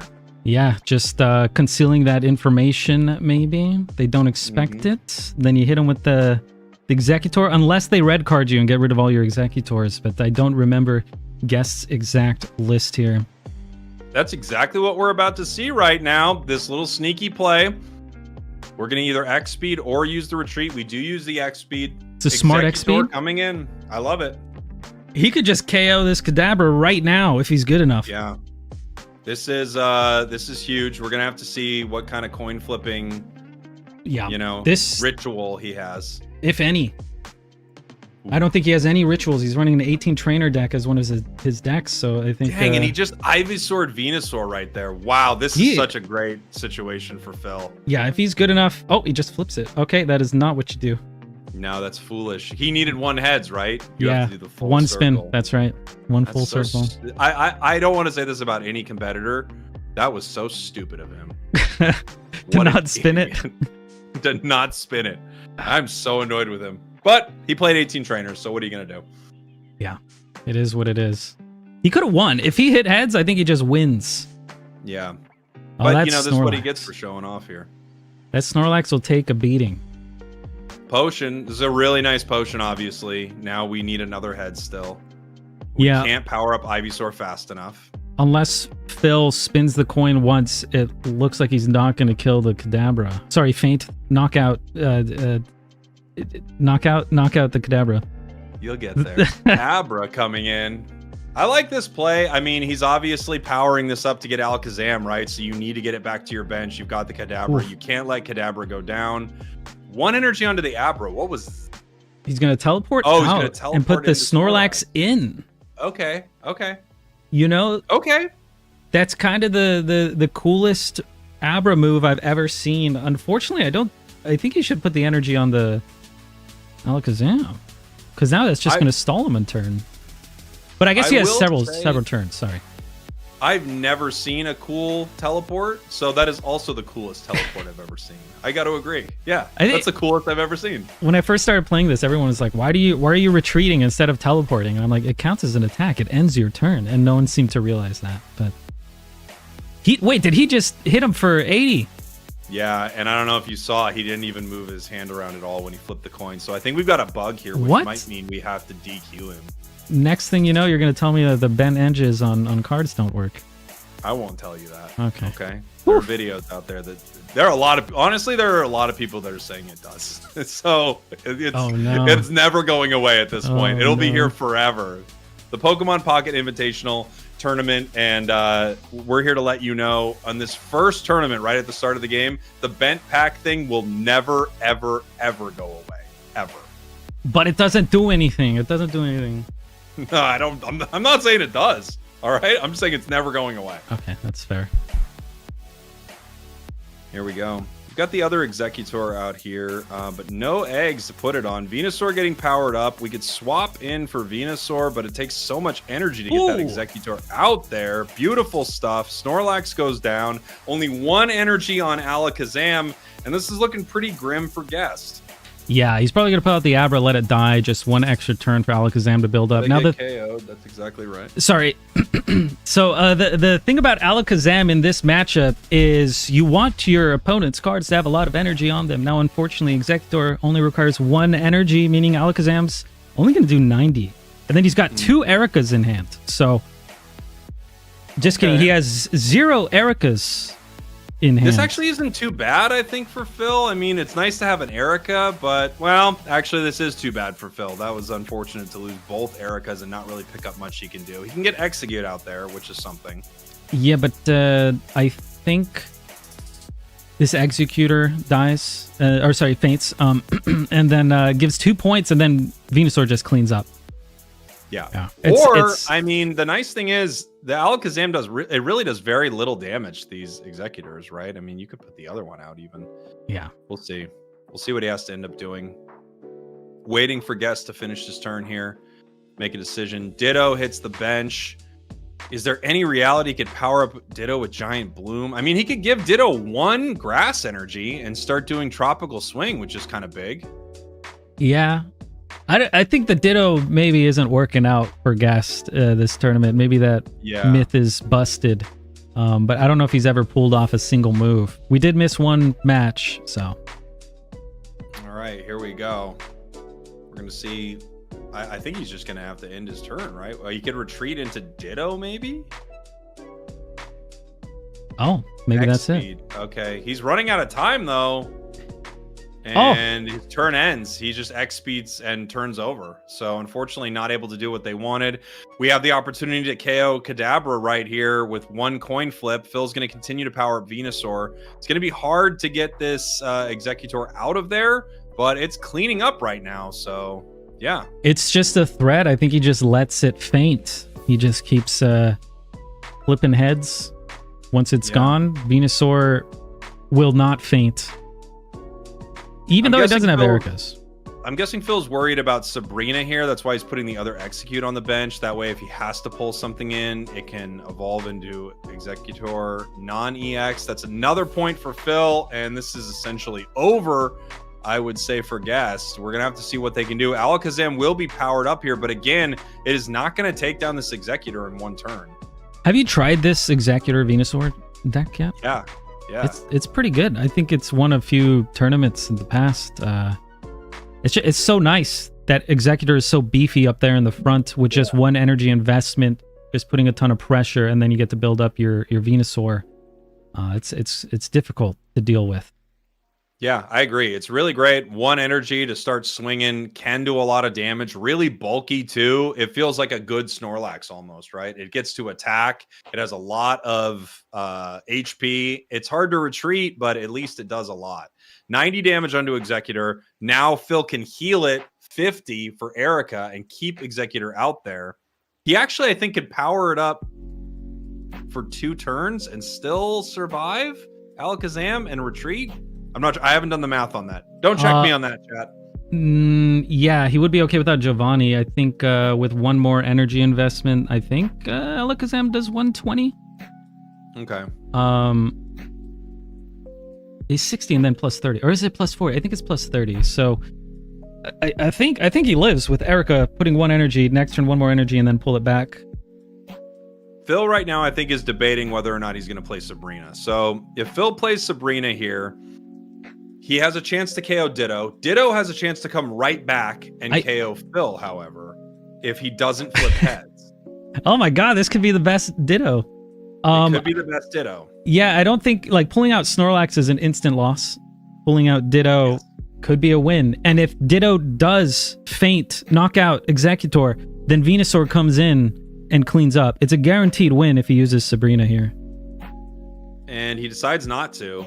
He's going to flip instead. Which is also probably a guaranteed win. I think there's not a lot of paths to victory for Guest here. Yeah. So now, yeah, I mean, I feel like there's just no path, right? Because one way or another, whether he Sabrina's here or like he forces Guest to retreat this Alakazam, in comes Ditto. Ditto tries to take Executor. Even if it does, it's 2 points. He needs more than that. Venusaur comes in. GG. I feel like there's no path. Yeah, there's no way here. So unfortunately, I think this might knock Guest out. I was excited to see some fun Ditto plays. Me too, but the reality is you can't because Ditto is not good. Yeah. The unfortunate reality of that card. This Guest deck has 2 cards that I think are chaotically bad sometimes, which is Snorlax and Ditto. It's cool that he ran it. I really respect it, but at the same time, it might get you knocked out of a tournament. Yeah, but he's just he's making the content play. Maybe he's trying to get some YouTube shorts or something, some TikToks. Yeah, he's farming YouTube Shorts right now. I think That's so. what he's looking at. I think he's farming YouTube Shorts right now. Can we DQ him, Gunny, for farming YouTube Shorts? I don't know if we had that in the rules. You can't farm YouTube Shorts. That was not in the rule set. Oh, that's a misty on our part. That's a misty big time on the rules. Okay. A misty. That's a misty. All right. Does he Sabrina the Snorlax, or does he just chip away? I think the play is Sabrina, right? He doesn't have X speed. He can't get it out of there. Yeah. He could keep hitting it, though. It's going to take forever. I mean, how many turns is it going to take to power it up? 80 turns? He could, in theory, apply one energy, double X speed if he hasn't used one already, and pull it out. But then what are you putting in? Because you don't have any energy on your Alakazam. Okay, here's the Sabrina. He pulls in. It has to be Ditto here. It's the Ditto. Ditto comes in, has a possibility of, surviving a single tropical swing. Ooh, he survives. Well, what's the plan now? I guess he could knock it out for 80. This is the longest YouTube short ever. They could be 3 minutes now, right? I think. Oh, that's right. Dang, Guess knew it. Yeah, I think I can't believe we're letting people farm 3-minute YouTube shorts on the Pocket Invitational. It's huge. Guest is a content machine. We're going to see what this Ditto can do. He's energy on the Ditto. You go for the KO. It doesn't change the match. No, he retreats into Snorlax.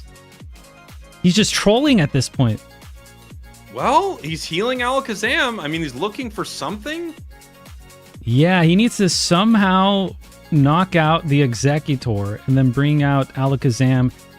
Alakazam doesn't even one-shot a Venusaur, right? I think Phil just keeps Executor in there. Well, it's going to be hard to get Snorlax out, though. He could pay one energy, retreat. Phil right now trying to figure out if that's what he wants to do. One energy onto Executor, retreats into Venusaur EX, 100 damage to Snorlax. I don't know if there's any way for Guest to get it out. Yeah. He's running the numbers over here. Complex map. Yeah, he's trying to figure it out. He's even looking at the cards. He's never seen Alakazam before. He's running the spreadsheets. Know how it works. Yeah. And right now he's he's trying to retreat. Here we go. Yeah, he pulls that back, hits Snorlax for 100. That's kind of checkmate. I think everything's checkmate, to be honest. I don't think he can do anything wrong at this point.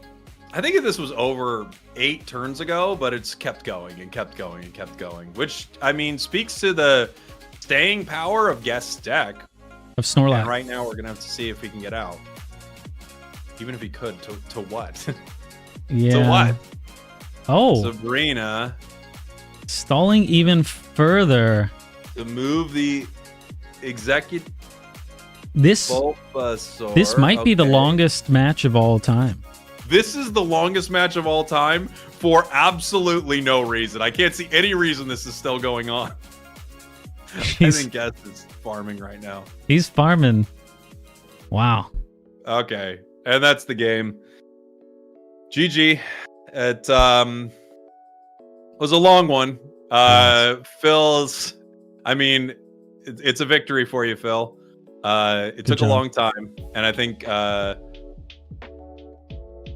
Phil wanted to, maybe Guess wanted to punish Phil a little bit for running that 18 trainers, which I appreciate. That's gonna be the last time we see Guess. Yeah, rightfully so. He deserved that punishment. I'm pulling up the new bracket here. Yeah. And here it is. Here we go. Zombies go nom nom. Raven going up against each other soon. Jeff Hoagland, Kellosaurus. We've got Phil Umis against Eggs and Ursi Day against Captain Kerr very, very soon. Yeah, this is. What do you think's taking this whole thing down, Dexter? Or do you think there's a I think Pikachu obviously is going to do good. Ursi Day has 2 really strong meta decks. It's going to be hard to go up against those. Yeah, I think Raven's deck's really well positioned. I think he made some great choices here. Yeah, we can pull up Raven's decks, for example. Yeah, here we go. He's got the Wheezing Koga Wall with Arbok. And then on the other side, we've got that Starmie EX. As long as you're not running that Starmie into Pikachu, it's really strong. Sets up very fast, just like Pikachu, but with a water deck, right? Especially with Misty, you can make some extremely absurd plays. Yeah, and his opponent is zombies. So he is going up against a lightning deck. So yeah. Pretty interesting, right? We've got a counter to the Mewtwo, but then we also have a counter to the Starmie on the other side. I wonder if a lot of this matchup is really going to come down to whoever picks the right deck for the first round. Yeah, it'll be interesting. I think they're all prepping to begin their matches. As we get ready for our next round. Players are sharing their codes and have begun queuing into each other. Okay. Beautiful. Our players are getting ready right now. Where do you want to start, Dexter? I mean, we didn't get to see a full Jeff game earlier, right? Might be nice to move on over to Mr. Hoagland. Yeah, we could jump into Jeff. He's not in his match just yet. He's actually, I could show what he's doing. I could show what he's doing. He's researching Kello's deck. Yeah, he's going to be talking about it with the chat. You see, chat, she's got this and that. I mean, it's a good Jeff impression. It's not great, all right? It goes to radio DJ sometimes, but I do think it's a solid Jeff. I think that was pretty good. If I closed my eyes, you could have fooled me. It would have been Jeff, I think. I really do think it would have been Jeff. Yeah, so, I mean, we're waiting for Jeff to jump into the match, but we can look at his decks once again. Make a guess. Who do you think's going to win? He's got Grass Water, and then a Koga deck, and Kello bringing Lightning and the Marowak.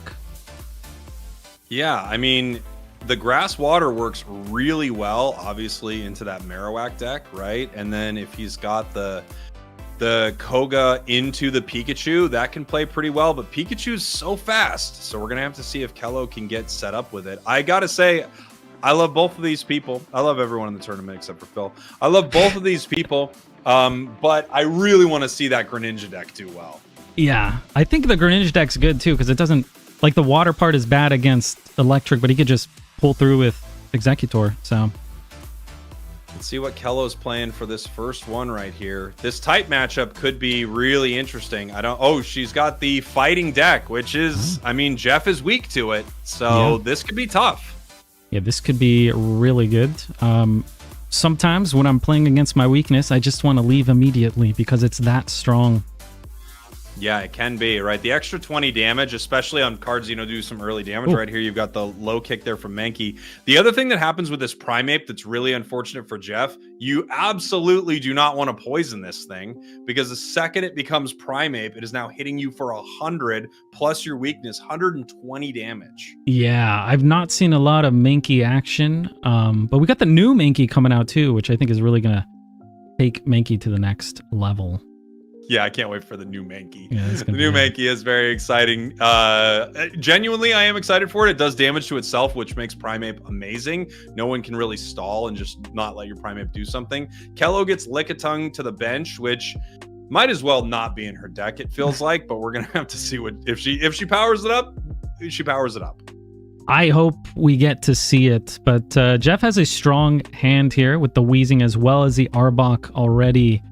He could pretty much just come online. He could pull that back, put the coughing in, and he could poison it. I guess getting chopped would hurt.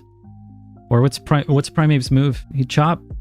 Yeah, Mr. Chop, I think is called something like that. We're gonna have to find someone do some research in the chat. What is Primeape's attack called? I've never seen it used, so Mean Fist, Punching Hands.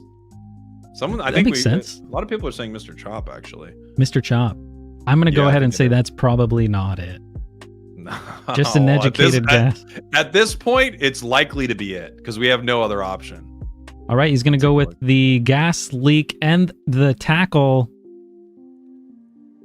which I guess the Wheezing is going to get knocked out if Mankey evolves. Yeah, we're going to have to see. If Mankey evolves, this is huge. But it also cures the poison, which is really nice. But then he just pulls out the other coughing and seals the deal. Or actually, no, he doesn't have another coughing. Sorry, another Wheezing. He has another comp. He doesn't have another Wheezing. She's looking for it right now. Professor's research, combing the deck for this card. If she has it, it's huge. If she doesn't, she's in so much trouble here. Yeah, this could be good. No, putting the energy on Lickitung, which means she does not have that card. So unfortunate for Kello. That would have been a huge moment for her. Now she has to power up Lickitung, which has the opportunity to do an insane amount of damage here. But yeah, boy, if she got that card, it would be really, really over for Jeff. Yeah, I was going to say unfortunate for Kello, but fortunate for viewers. We might get to see Lickitung coin flips. We might get 1,000 damage. Mm-hmm. Maybe. The nice thing about this right here, oh, she's got 2 potions. That's nice. On Mankey. Is that enough? We're going to take 10, 30, and 10. It buys one turn. It buys 1 turn. And without a Giovanni for Jeff, yeah, that's gonna be enough. Sabrina here. Now this could be really interesting. Now, if he Sabrinas and pulls the Lickitung out, it takes a while for Lickitung to retreat, so he'll get a couple free hits off. Mm-hmm. Check the other Discord. problem, though, I mean, if you get that Lickitung out there, that means the next time you see Mankey, it will only have 10 damage on it. It will no longer be poisoned, and it will be fully ready to go and start using Mr. Chop to start dealing insane damage. We have the Koga to pull Wheezing out right now. Jeff's going to swap it in with the Coughing here. Yeah, and then he's got that Wheezing. He's ready to evolve immediately. Essentially just healing his Wheezing. It's better than a health potion. And then you can also put the Arbok, evolve into the Arbok, and he doesn't. Interesting. I wonder why he doesn't play the Arbok here. Maybe a little, you know, if he knows that Kello doesn't have red card, it's good to withhold the information, actually. Yeah, that's true. It's not like he needs to play it. If he's aware there's no red card, there's nothing to worry about in his hand. And to be fair, I mean, Ekans could attack. Arbok can't. It needs 2 turns of energy. Yeah. Very, very smart play, I think, by Jeff. This Mankey's not going to live much longer. They need Primeape right now. The X speed. She never got Primeape. Super unfortunate. This is actually really good, though, because when Primeape does come out, he's going to come out swinging, because Primeape has that additional damage. Yeah, but Jeff has a Sabrina, so that's true. That's not good. Yeah, very bad for Kello here. Jeff deciding what to do, but it's a easy KO on the Mankey. You don't have to worry about it coming back. However, that means Lickitung will be ready to go, which is huge for Lickitung, right? Yeah, so maybe he just tries to get some damage in on the Lickitung instead of Sabrinaing. This is actually a tough call. Okay, he's going for the Sabrina. Let's see if he tackles it or does the gas leak and turn for style points.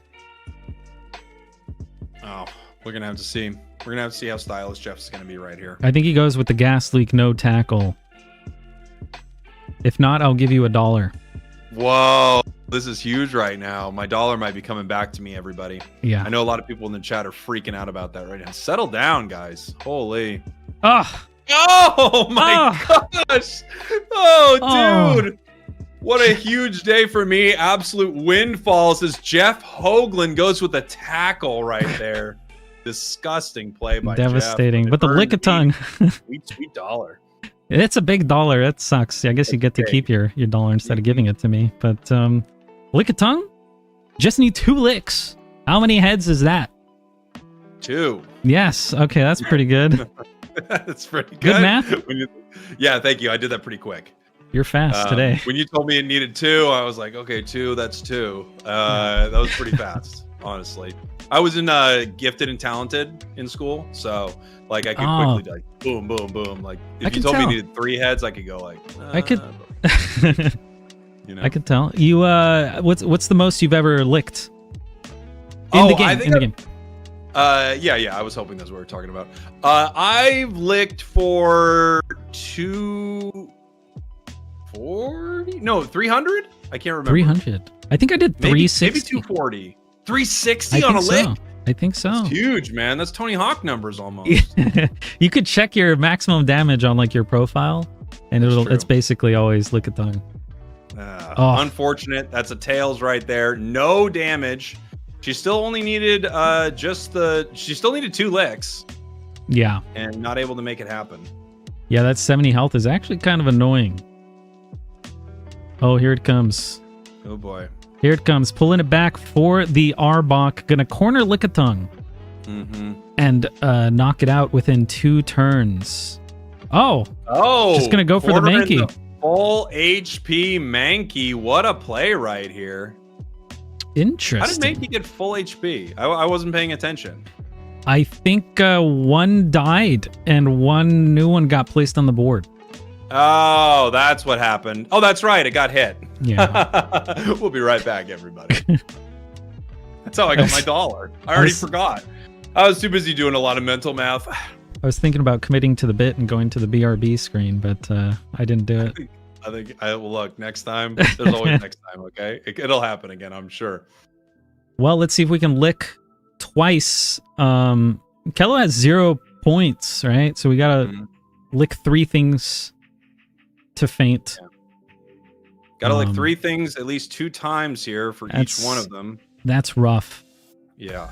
That's not math that I'd wish upon my worst enemy here, as Kello's flipping the coin. She was lucky earlier in this tournament. Let's see if her luck holds. Oh, another tails. Oh, that's Nothing devastating. Yeah. Well, it's not looking good. We just need 2 hits with the Arbok in order to clean up here. Starting to get the Grimer and the Muck online as insurance, but Jeff's already kind of got this in the bag. Yeah, I mean, I guess she doesn't have any opportunity, right? There's nothing that can be done, I think, here at this point. Can't even retreat the Lickitung. If Lickitung successfully licks the Arbok to faint, then Wheezing will come out and do 50 damage. So yeah, Kello's continuing to put her bench out here, but Jeff KOs this next turn. There's just nothing that can be done because Lickitung can't escape. yeah, the corner ability of Arbok possibly doing a bit of work here. All right, well, there we go. Looks like Kello is going to lose game number 1. We could see a really impressive lick here still. You never know. We could be seeing a high damage lick on stream. At the same time, that'd be great. Kello doesn't have a path to victory. I would love to see it. I'd consider that a victory. Let's see what the plan is. I think Kello's maybe slowly realizing her fate. Here's the coin flip. Do we have a ton of heads for fun? Please. No! Oh my gosh. What? That's just, I mean... That's devastating. Yeah, that's so no unlucky. Fun. No fun here. When Not a single lick. Celebrating the coin flip situation right here. Quick corner. Game right. over. GG. Jeff takes game number 1. Very nice stuff. Yeah, we're going to switch. Oh, well, that match just ended. It looks like Raven just won. In game 2? Well, Raven... No, I think... Well, maybe. Or game 1? I think it was game 1. So we're waiting for both to restart their matches here. It looks like Phil Yumis just beat Eggs with Articuno, which is so sad. So we could watch Eggs versus Phil in this next match, too.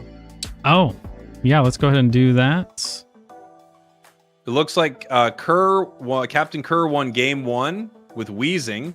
As we're heading into our game, Eggs versus Phil, this is going to be the Dragonite deck against Venusaur here. Venusaur powered up right now, too. 3 energy on it already. We have a Misty happening here. Big time flip action. Kerr has already won with Articuno 18. Oh. Okay. Let me try and... Phil, right? Phil won with Articuno 18. Yeah? Phil, yeah. Yeah. Phil. Yes. Not Okay, Kerr. Thank you. Not Kerr. Phil right now. Lapras. Looking to take game number 2. Lapras here with the Hydro Pump. It's just Big not 20 enough. damage into Venusaur, who is about to heal itself. Yeah. Massive 100. That's going to be another point for Phil. And then we have Dragonite powered up. If Phil doesn't put anything on his bench, Dragonite KOs it, and that's the end. Yep. Like, Dragonite Phil could needs do it. to fill his bench right now. He If needs he to doesn't fill it. fill his bench, all the damage goes on to Venu. That's good. He But the needs to fill it. Venusaur could heal But still, that's not enough, right? He needs to heal and put like a 60. I didn't give your joke enough credit here. I'll do it again. Yeah, Phil really needs to fill up his bench right here. Well, you said it. I just pointed it out, you know?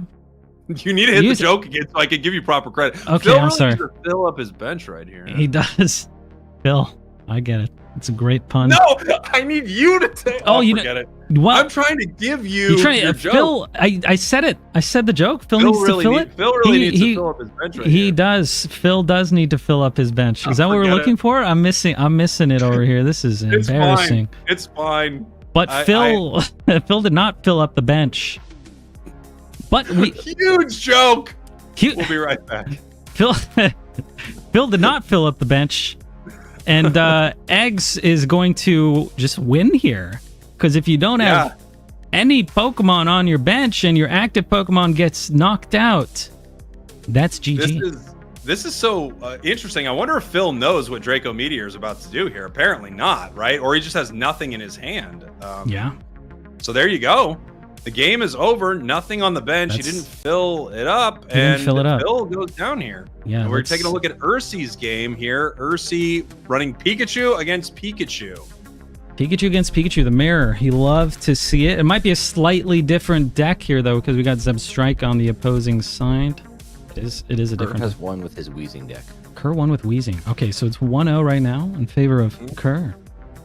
Ursi needs to take down Pikachu to stay in this. Unfortunate for Ursi, though, if she takes this down, this means that Pikachu is going to run into Zard. And I think Pikachu plays pretty well into Zard if Zard doesn't get pretty lucky. So we'll see. Kerr already with 1 prize point as well, so he just needs to knock out one more thing. We've got the Giovanni. We're about to do... Gonna hit for 100. 100 damage to Ursi here, and it doesn't look like she has a lot of options. She can retreat into Pikachu to survive another turn.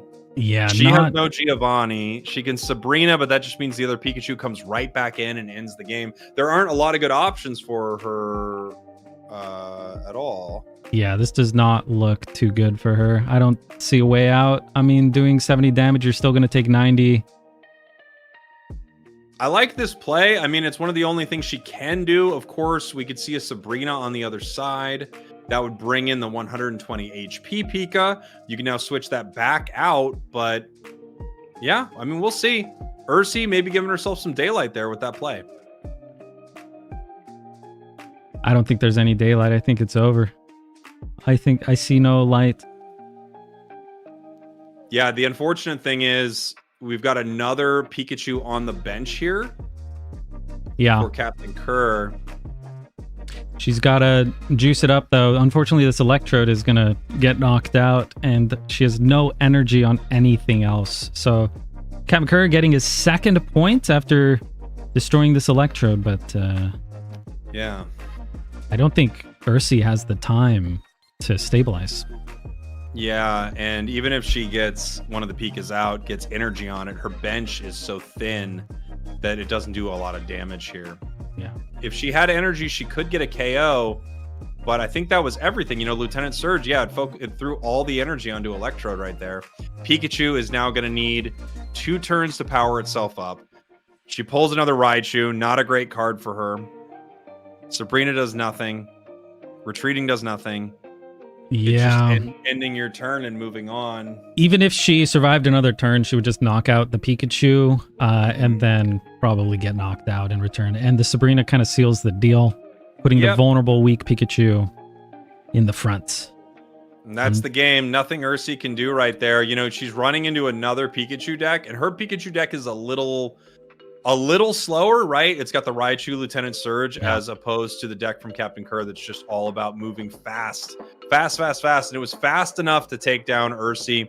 Pikachu Mirror, and Ursi is knocked out of our tournament. As we head back over to see Kello, we're going to see this Greninja Executor deck against Kellosaurus, who's already up 1 point. Greninja's finally online. I think, is this the first time we've seen him this tournament? I love this card. It's so good. Me too. Just that ability to do 20 damage to anything. You can hit a benched Pokemon. You can pull back the Greninja and just start hitting with the Executor as the Greninja keeps chipping away. It's such a good card. We're going to see if Jeff wants to retreat into the Executor right here. Decides to Water Shuriken first. Damage onto Electrode. It's going to take it down with the Mist Slash. That's a point for Jeff. That's a lot of damage, too. Two energy investment, you're pretty much doing 80 damage. It is a stage 2, though. Yeah. Zapdos is here. Yeah, and Greninja's weak against Zapdos. We got a potion, which keeps Zapdos in play, but unfortunately, Kello is looking at her hand, and she has nothing she can play. No basic Pokemon right here. There's going to be some nice damage, even though it's only 20 with the Peck. She gets an additional 20 because of the weakness, and the next turn, she will be able to use Thundering Hurricane, which has the possibility of, dealing massive damage, 200 damage if you flip 4 heads. But we know her luck with coin flips today, so... Interesting call not to use potion there. She doesn't really need it, I guess. Well, yeah. We're gonna take 20 and possibly 40 from the Executor if he retreats it. So that's, I guess, with the Giovanni, he could seal the deal. I guess she knows he doesn't have red card as well. Here's it's also Executor EX hitting the board. Yeah, I didn't realize I wasn't the other Executor, so she's totally fine even with the Giovanni play. Yeah. 90 HP left. Executor is now going to start doing some stomping here. Oof. And it misties. Tails. Only 30 never gets old. Sorry. Yeah, it really doesn't, does it? No, it's great. You could feel it just continuing to stay fresh. And in the bench here, we have her setting up her next Pokemon. Now she is using the potion. The problem is we could switch an Executor EX, and that would be a very bad situation for her. Yeah, not looking too good. She's trying to decide what to do. She just needs to flip 3 heads. Oh, just 2 with the Giovanni. Just 2. That's why she's holding up 2 fingers. It makes sense. Ah, yeah. I see how you connected that. That's pretty huge. You should be a detective or something. Yeah, I thought about it. Instead of being a streamer, I was going to be a detective. Hey. Yeah. Well, that's the other career path. Oh, no. What? Oh, wow. Oh, okay. my God. Almost 4 tails. She's We've got so unlucky. 60 damage. This is unfortunate for her. Average luck, she at least moves on from this. Right now, Greninja's about to throw another Water Shuriken. Jeff can switch the other Executor in. He doesn't need to necessarily. Nah, Jeff's in a great spot here. He probably just stomps for 60. Oh, he could pull the... no, he can't. He can't retreat the Executor unless he has double X speed. Okay. He flips heads, and it's wow. There you go. And there we go. Seals the deal. That's it. Jeff moving on, taking down Kello 2-0. It's Mr. Hoagland for you. Yeah. Was that the last match? Let's take a look here. I think so. We've got and Phil are still playing. They've each won 1 game. Eggs and Phil. Dragonite, and Phil has won with Articuno. Disgusting. Okay. All right. Let's take a look at Phil right here.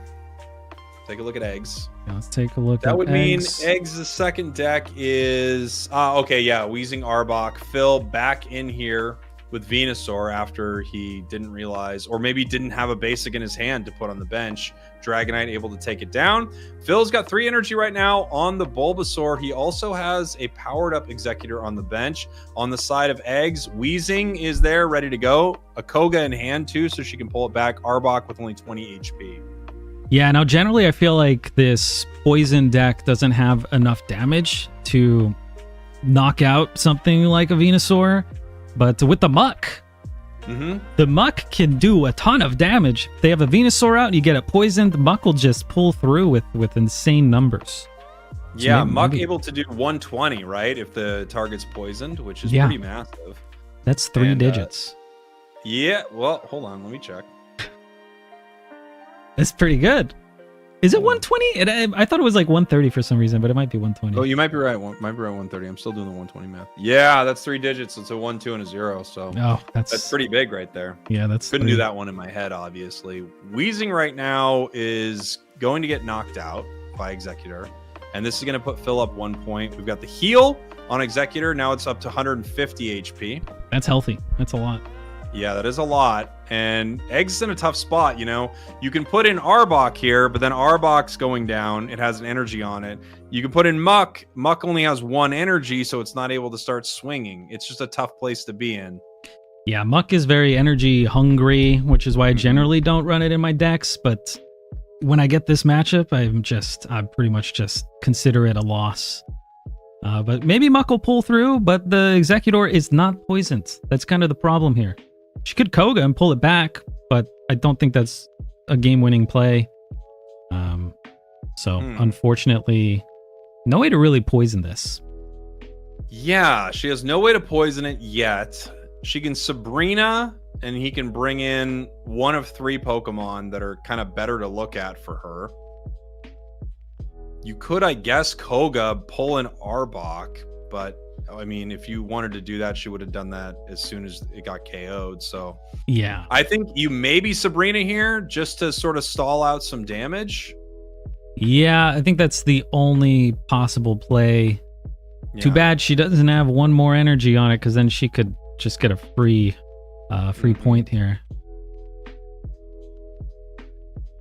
Now, if Phil has Ivysaur in his hand, this wouldn't be too bad to put that Pokemon in play, but it looks like he doesn't, obviously.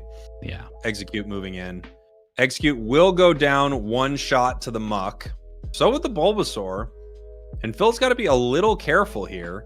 If she picks up a point next turn, he's got, 1 EX Pokemon on the board, 1 he's trying to power up. So she's got some opportunities still. Yeah. But it's not looking too good. Phil's already got 1 point as well. But all Egg stuff are 1 prize point, so it's still going to take a while. Interesting fact, Dexter. There are 6 decks in this tournament that have no EX Pokemon. This is one of them. Wow. See, I told you it was an interesting fact. I think that is very interesting. I think I like running non-EX decks. Me too. Yeah, I think it's very fun. Obviously, there are some EX Pokemon that are unbelievably powerful, but it's cool to have a few decks without them. Tropical Swing gets the heads. That's 80 damage. Rough for Eggs right here. Not the card she's looking for, obviously. This is not going to help her. Yeah. I don't even know if she has any basics left in her deck. I'm guessing the Ekans was KO'd, right? No, there's there's another Ekans. Okay. So she could put 1 more Arbok online. But she has to put the energy here into the Muck. Hope the Executor whiffs. Yeah. But still, Muck only doing 70. And Executor has 150 health. And Phil might have like an Erica in hand. So it's just too much health to chip through. If it was poisoned, though, it'd be a different story. I wonder if, she could retreat, but then it's like, it's so unfortunate. You lose all that energy on Muck. Yeah, she could Koga it, put in Coughing, and just hope she top decks Wheezing right now. Is that what she's looking for, I'm guessing? Maybe, yeah. She has 3 cards left in her deck, so it's a 1 in 3. I don't know how many draws she has left. But if she has a Professor's Research, pretty much guarantees. Here's Venusaur. But she's got to go. She's got to get through Executor and the Venusaur. It's too much. It's going to be hard for Phil to get Executor out of there, obviously. But he doesn't really have a lot of reason to. A heads here gives him another point on this Coughing. I think she's realizing she's kind of drawing dead as she's looking at the 2 cards in her deck here, just going, I need it right now. It's a 50-50 as to pulling this card here. She's hoping this is a Tails. A Tails keeps her. And that's it. Well, I don't know if there's anything she could do at this point. No. And she's probably going to see a Wheezing right now. That's just the way the world works. Yeah, she's probably going to top deck it. She gets a good Grimer out there and gives some poison gas. Successfully poisoning the Executor. There it is. Of course. That's life. All right, she's just going to go ahead and concede. GG. There's not a lot you can do in that situation. She went all the way. She's just drawn all the way down in her deck looking for that 1 card. It's a valiant effort to attempt to throw that Coughing in and top deck a Wheezing. But there you go. Yeah. Phil takes that set. It's disgusting. He's playing 18 Trainers Articuno. We're all grossed out by him. But he moves on. Yeah, I think we're done. We'll get an updated bracket shortly. And then, oh, here it is. Okay, hold on. Let me import this.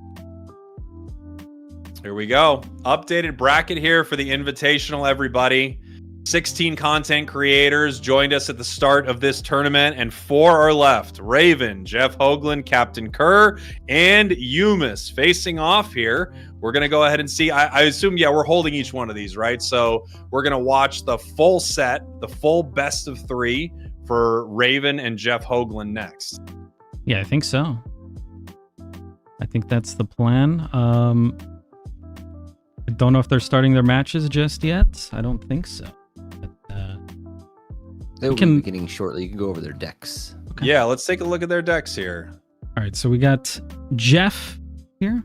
Yeah, Jeff running this really cool Executor Greninja deck, and you know Jeff has to run something like this. There's no way that you're going to look at Jeff's decks and it's going to be Charizard, Mewtwo. That's just not his style at all. Instead, opting to go with only one EX Pokemon in both of his decks. We've got the Executor EX in the Greninja deck. No EX Pokemon in his Koga, Stall, Arbok, Muck deck there on the bottom. Yeah, I think the Greninja deck is really well designed. Just stalling with the Executor to get the Greninja online that's constantly chipping away. We see Raven's decks here. The Wheezing Arbok, but the thing is, Jeff doesn't have Mewtwo, right? So the Arbok deck probably not going to get a free win there. But we do have the Starmie, Articuno, Golduck deck. That one, it could be a headache for sure. Yeah, that could be really strong. I mean, it works very fast, right? And that's something that a lot of decks don't like to deal with, is something that works super quick. Obviously, the Wheezing deck from both players, really good in a Mewtwo, as you said. We've got neither a Mewtwo on either side. So it's going to be interesting to see how this plays out. First deck choice could be huge. Yeah. I have an interesting fact here. Oh. Yeah. Did you know Raven has 2 Pokemon tattoos? Oh, okay. Can I guess what they are? Yeah. I'm going to go Blastoise, Girafarig? Oh, close. You got half of them right. I wouldn't have expected that. Yeah, that's a great guess. Let's I think they're starting their matches right now. Yes, I may have missed it, but we will be featuring both semifinal matches from start to finish, all 3 games. First one up is Jeff Hoagland and Raven. All right. Huge right now, as we're getting ready to see who's going to be heading to our grand finals here. From the perspective of Raven, we do have that fast-paced Starmie deck, deciding what to start with, seeing neither stage 2 in their hand. It looks like they might go with the Psyduck here. They are going first. They have no Misty. So we're going to see how they want to play it. Articuno on the bench, Psyduck also on the bench. Yeah, and it looks like Jeff is playing his Greninja deck. So this will be interesting. There's another Staryu. Yeah, not exactly what you want to see. Pokeball to get your next basic, and Professor's Research to hopefully get an Evo here. Now we have Psyduck. You can decide which one to throw on your bench here in a sec, or you could just start to fill it out. Obviously, he knows Jeff has no red card, so he has no reason to play it right away if he doesn't want to. Yeah, well, I think getting Professor's Research out here is it's really nice to get that in your opener. He's drawn most of his basics already. Unfortunately, not getting, I guess, Starmie, but yeah, pretty good. You're hand. looking for Starmie right here. You're hoping instead of Giovanni, you maybe pull Misty, right? Yeah, get something you can do. Misty sets up a pretty strong play. We will, yeah. We will be able to get Golduck online, I guess, but we'd have to pull back the Staryu. So I wonder if he starts investing energy on Staryu or on Psyduck here. We saw something interesting here. So Jeff's running a deck with 2 energy types, obviously, and he couldn't put energy onto execute if he wanted to. He only has water energy for the next 2 turns. You can see the energy that's coming up next for him as well. So he has to put it on the Farfetch'd on the bench. We have Psyduck being powered up, Staryu being placed down right here, Golduck also being powered up, and it looks like we're just going to wait here for next turn. Huge damage. I mean, that's 70 damage. If you can get an X speed and get that Golduck in there, you can start sweeping a little bit. Yeah, or if you just top deck Starmie so he gets the free retreat, or a Misty, I guess, to give it the energy so we can get Golduck in there. But yeah, unfortunately for Jeff, his opener was Execute and not Farfetch'd.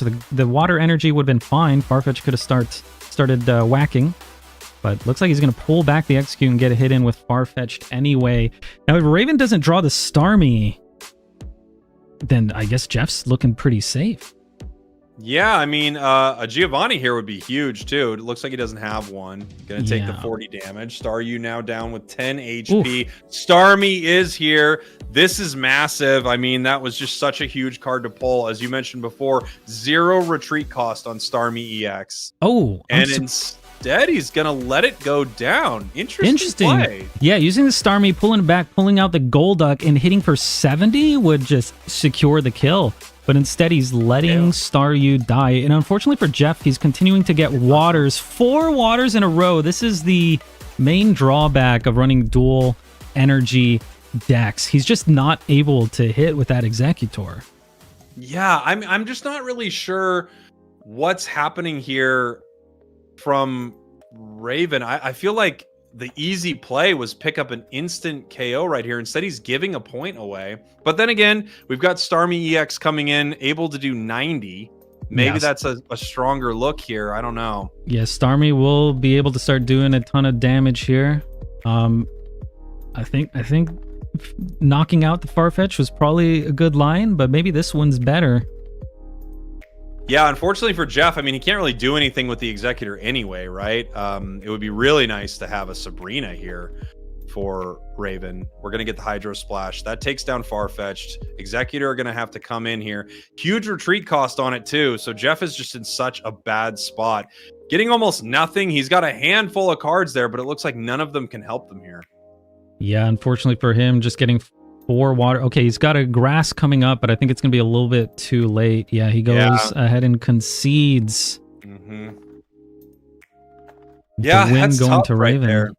Yeah. That's really tough. I mean, Jeff just pulled nothing he needed, and this is one of the hardest things about running dual type, and you see it with Dragonite decks all the time. You'll play, and you'll go 6 turns in a row, getting water energy the entire time. You need one lightning to make something happen, and you just keep... You know, it's a 50-50. It's not back and forth, so it can be really tough. It's a bunch of 50-50s he lost back to back to back. So that was unfortunate. Looks like we're jumping into the second match here. We'll go from Jeff's perspective. See what he brought. He could bring the same deck back. I think he probably would. I mean, unless he thinks his version of this deck is a little stronger. And no, he is bringing the same deck back because he knows exactly what he's running into. Essentially, not exactly, but essentially a mirror matchup of these two decks. Yeah, Jeff has the upper hand of knowing the exact deck Raven's going to bring because he can't bring the one he just won with. Yeah, that's the Conquest format that we're playing here. Players have to win 2 out of 3, a best of 3, right? But they have to win with both of their decks, which makes deck selection really, really important. Yeah, and Raven getting a strong start here. Going to be able to get the Arbok online. Sorry, I'm looking at the wrong screen. I don't know what he has in his hand. I have no idea what Raven has. Yeah, me neither. No, I don't know what Raven has either. I know what Jeff's got. He's got that Greninja, but he does not yet have the Frogadier. So Froaky's going to have to sit out there and possibly deal with a coughing, possibly deal with a wheezing. Jeff going to figure out what to do. He could, at some point, retreat this Froaky into Execute. The X-Speed will put it in, and then Jeff is able to evolve. Even if he gets poisoned, he'll be able to heal that poison. When your Pokemon goes from basic stage 1 to stage 2, you do cure status effects. Really? All of them? I hope. No, I think you're right. Yeah. It's a really nice thing to know. Be able to get rid of that poison with an evolution. Getting some chip damage in on the Ekans is pretty nice. I'm assuming we're going to see an Arbok come online, mostly because I looked at Raven's hand last round.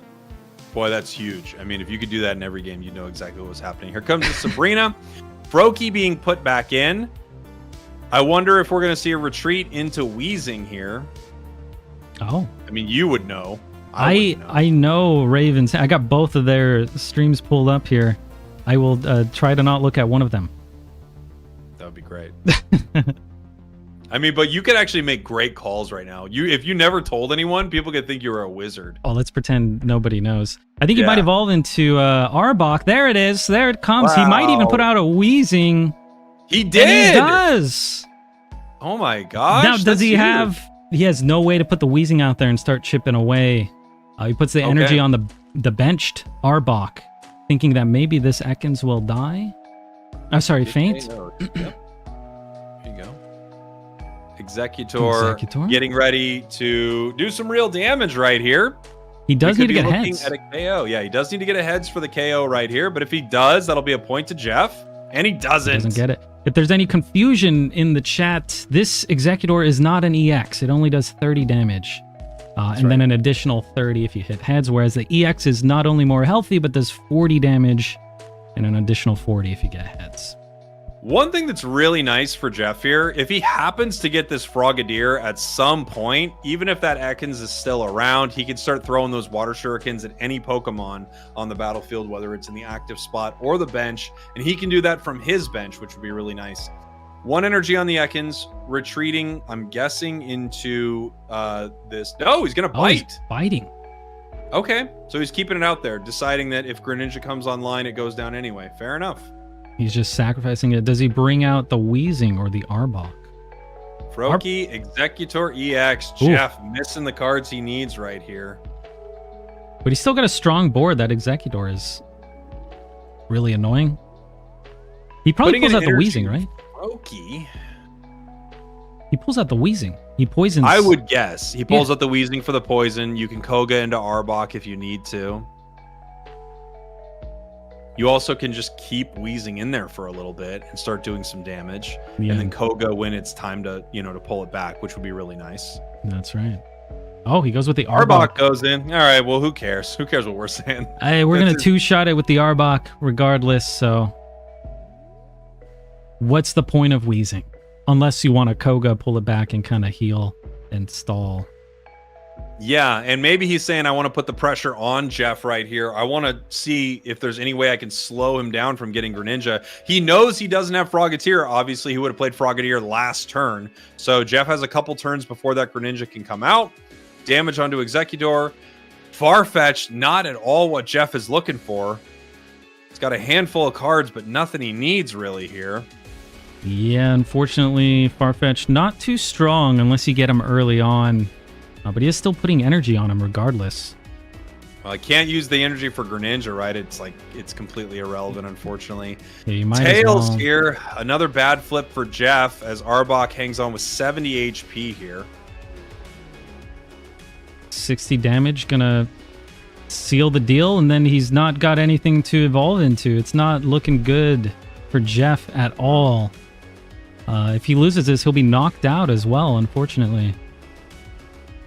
Looks like we have Arbok getting another energy put on it, possibly to set up a retreat action when it's time. It's going to be able to fight this Farfetch'd and KO it in one. It's already got 1 point. Jeff's kind of deciding who he wants to put out there. Farfetch'd really the only thing that can deal some damage, and he's waiting to get Greninja online. Pokeball, still not what he's looking for. No Frogadier. Jeff is just not drawing anything he needs. Yeah, Jeff has had a lot of bad luck these past couple matches. Unfortunately, that's just the way it goes sometimes when you're playing Pocket or any card game, really. He's got a water energy he can put on Froakie. Obviously, this would be fully powered up if it were Greninja. It doesn't have that middle stage here, that stage 1 evolution. 40 damage onto Arbok. Arbok's hanging on. Arbok picks up an easy KO here, and now Jeff's going to have to put in execute. The good news is he can make it Executor EX. The bad news is it looks like there's a Sabrina waiting out there, and that is the end of the game if there's a Sabrina in his hand. Yep. But maybe he doesn't get it. And, maybe he doesn't get it, even though you know whether or not he has it. I know, but I'll say nothing. And then Executor could just keep flipping heads, man. That's true. Things might start looking up for Jeff. If he spins the coin at least once. That's true. He needs to spin the coin once. I want you to look right into the camera and say that he does not have Sabrina right now. He does not have Sabrina right now. Oh my gosh! He either definitely has it or definitely doesn't based on that. Wow. Okay, huge. Not to Huge. spoil anything. All right, let's see what happens here. Jeff needs to start flipping some heads. He needs a heads here. Oh my gosh, this is just so unlucky for Mr. Hoagland. 3 tails in a row. Arbok hangs on. It looks like he had Sabrina the whole time. Based on your face, we're gonna find out here very soon. I don't want to say anything. I don't know. Don't say anything. I'm scared now. Okay, wheezing. So that means no Sabrina. Very, very nice.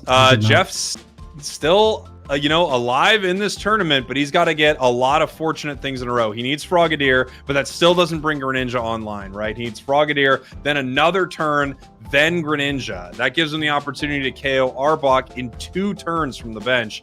It's just a lot of waiting, and he's just basically got to pray that Sabrina doesn't pop into the hand of Raven here. Oh, there it is. Here's the Frogadier into the Greninja could do some work. Hopefully we flip heads for once in our life here. Yep. It would be nice for him to get heads. And He's then got Greninja Froakie on the bench as well. If we can get another Frogadier, that would mean Sabrina doesn't end the game right away for Jeff. Yeah. He's looking at the discard. He's just praying a Sabrina didn't pop into the hand of Raven here, because it is a game-winning card. He may or may not have Sabrina. Looks like he's playing Koga to heal the wheezing, putting it back in hand. Meaning Moving he with the can't. other wheezing. Yeah, he can't play a Sabrina, so he's probably gonna put the coughing out, and then just keep on gassing with that wheezing. Yeah, wheezing will continue to do damage here. The dark energy on wheezing allows them to tackle. We already have a poisoned Executor EX, which is great. I mean, for Raven, right? He's already got 2 points. He just needs 1 more off Jeff. We have Greninja able to evolve here. Jeff now looking for this Frogadier. We have Sabrina, Frogadier. Finally, Jeff's got some stuff going on. Frogadier hits the bench. Greninja will also hit the board here in 1 second. Executor can now retreat into the Greninja if he wants to. He also can wait 1 more turn. Oh, hitting the Arbok in the back. Very smart play, I think. He is pulling about for the Greninja.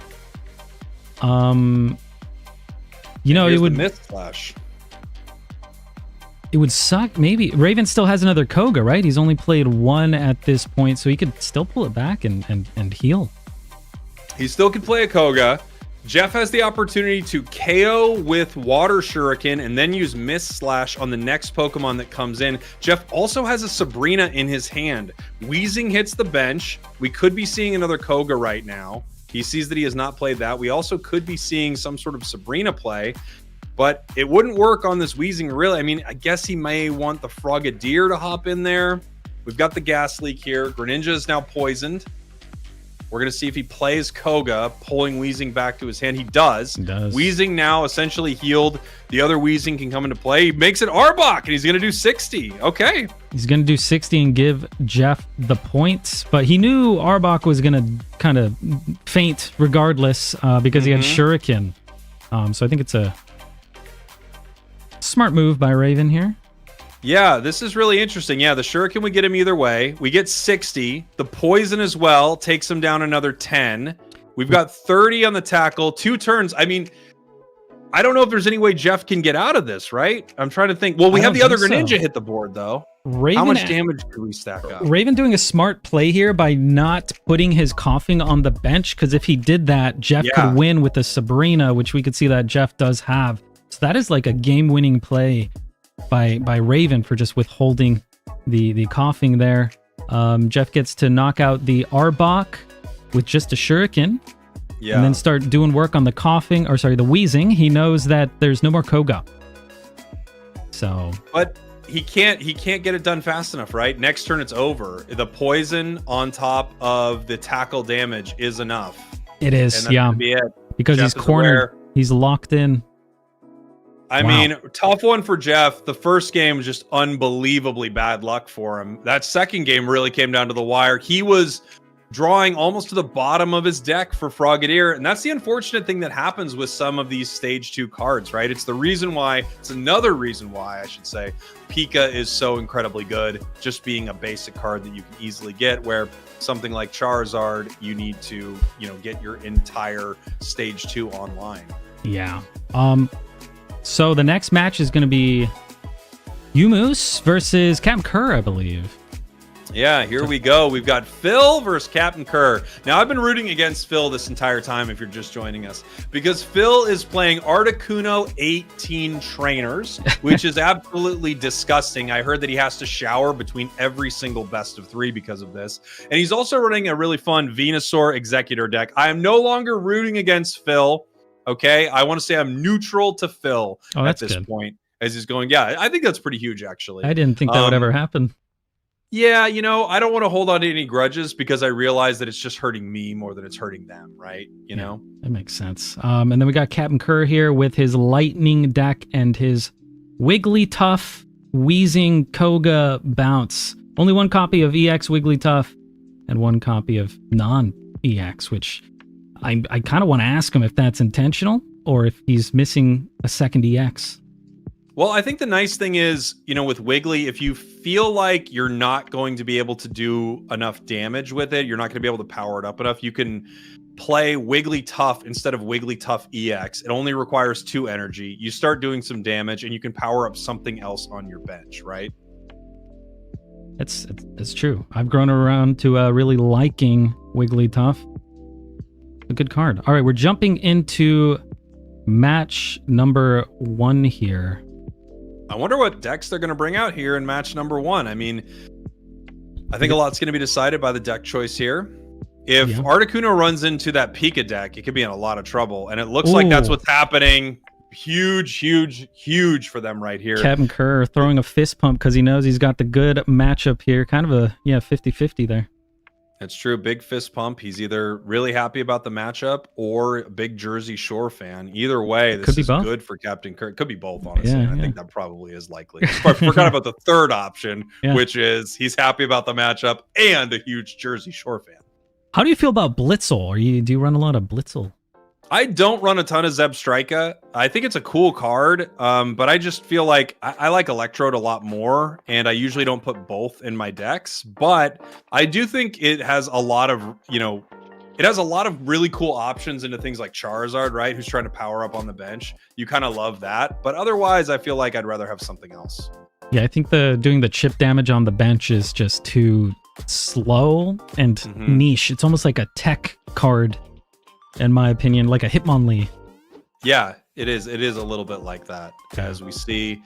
Oh, Misty, turn 1. That's how it goes. We could see an upset coming. I mean, if Phil hits some heads here and he doesn't, that's a tails on the Misty. Oh my gosh.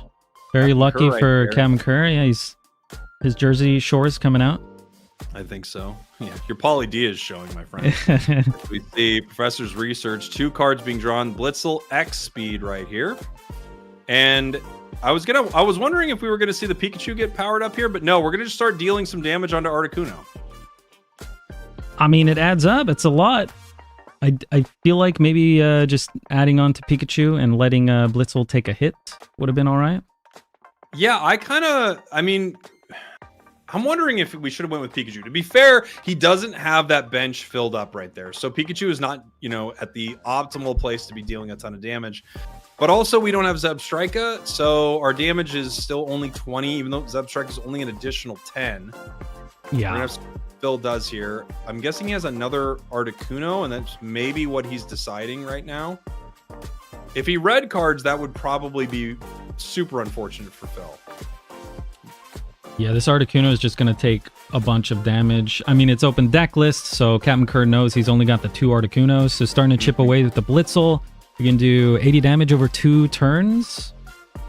And there's the second Articuno. No surprise. It's so consistent that Pokeball always hits. Second Powering Articuno. up the bench, healing the one in play. He could have 2 X speed, so he could... Oh, he does decide to red card here. I think this is actually good for Captain Kerr. We'll see what he pulls. Yeah, Zapdos, Pikachu, Voltorb. Wow, I mean, I think that's great for Captain Kerr, honestly. And Sabrina. I think really nice. red card's a trap. It definitely helped out Kerr there for sure. Did. Yeah.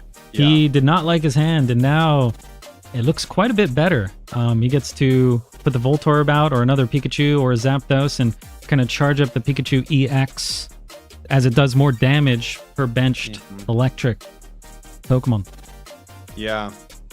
Deciding what he's going to play here. I would put out Pikachu EX, I think. What would yeah, you I would definitely fill your bench because he's going to have another red card. So deciding he's trying to decide between the Voltorb, the Zapdos, or the Pikachu EX, but I feel like you put the Pikachu EX, you put the next energy on your other Pikachu EX, you just start building them both up. That's what it feels like to me too. I guess he's thinking maybe he can get Electrode out there, but yeah, the Pikachus are just so powerful and they can also withstand a Blizzard. So I think it's the way to go. Yeah, that Blizzard keeps chipping the backline for 10 damage. It can really add up, but he's got no energy on this Articuno. I think he's maybe sacrificing the first Articuno and hoping the second one can get the win. If he hadn't failed that initial Misty, this would have been totally different. Yeah, we could be looking at a completely different game here, especially not even had he not failed it. Imagine if you hit like a 3 or whatever, 3+ on a Misty, that would be huge. He can still X speed here and bring in the other Articuno, but he probably wants to wait until it's fully online. Yeah. Next turn, Pikachu EX starts swinging though. Yeah, I believe he pulls back the Blitzel, puts in the Pikachu, and just starts. He's gonna knock it out in one hit. That's 110 damage, I think. He's thinking it through. Yeah, what is he? Probably just want to make sure you don't make a misplay at this stage of the game. Of course. Because it looks like he's got it completely sewn up. He just doesn't want to make a big mistake. There is an option to Sabrina the other Articuno. It's the one with the energy on it. So I think maybe that's what he's considering right here, which I do think is a strong option. It's actually pretty smart. Yeah, he could pull it out, do 110, and then just take the 80 damage. Yeah, I think I do like the Sabrina here. Yeah. Okay. He's not deciding to do that. Okay. Which is totally fine. I think he's kind of got checkmate here by juicing up the Pikachu on the bench. He's got 2 turns. He tanks the 80, does 110 damage, tanks 80, and then puts the other Pikachu out to win. There's no question about if Phil has any more Pokemon in his deck, because there's 18 trainers in there. Yeah, he's done. Go. Looks like he's going to be finished here. We got 80 damage coming out. He will be able to get a KO on Pikachu EX if Pikachu EX decides to stay in, and even if he does get that KO, then it will just be cleaned up by Captain Kerr's next Pikachu. Yeah. Not looking good for Phil. Unfortunately, with this deck, if you miss your Misty, you should come up with like a fun name for that. If you end up missing your Misty, then you really just can't get anything online fast enough. However, you are playing a deck that can absolutely end a game in a single turn, and there is no other deck in the game that can. I feel like people playing the 18 trainer deck, I've played against a lot of them where they open with Articuno, they Misty, and if they get Tails, they just immediately concede. They retreat. Yeah. They do. Yeah. And that's kind of what Phil did. Of society. They're the worst of us, but every game's got people in it that make decisions like that, and we just have to deal with the fact that we're in a reality where you can do that. Giovanni right now on the Pikachu. Energy to the bench. Why not use the Giovanni? Yeah, that's 120 damage. 120. There's no way Phil comes back from this, right? No outs. 2 potions do nothing. Yeah, there's nothing here. It's over for Phil. Yeah, so Captain Kerr is going to be up 1-0 with his electric deck. We don't know what Phil's going to bring next round, but we will know what Captain Kerr is going to bring. Yeah, he could run this again, obviously. I mean, it's a question as to whether or not Phil wants to play his grass deck into Captain Kerr. Captain Kerr's second deck is... Let me take a look. What was Captain Kerr's second deck? Was it it's Wiggly. The Wiggly coughing? Yeah, it's wiggly, wheezing. I feel like grass plays pretty well into it, but at the same time, you get a couple good sleeps. I don't know. We'll see. I think, I think that's a bad matchup for Captain Kerr because you got Erica's, right? And you can just heal up. Yeah. Yeah. All right. Well, Here we go. There's round one. Pikachu EX taking down the cheesy Articuno deck. You kind of love to see it, but let's be fair. Pikachu EX is it's a better deck than Articuno EX. It just isn't so dumb.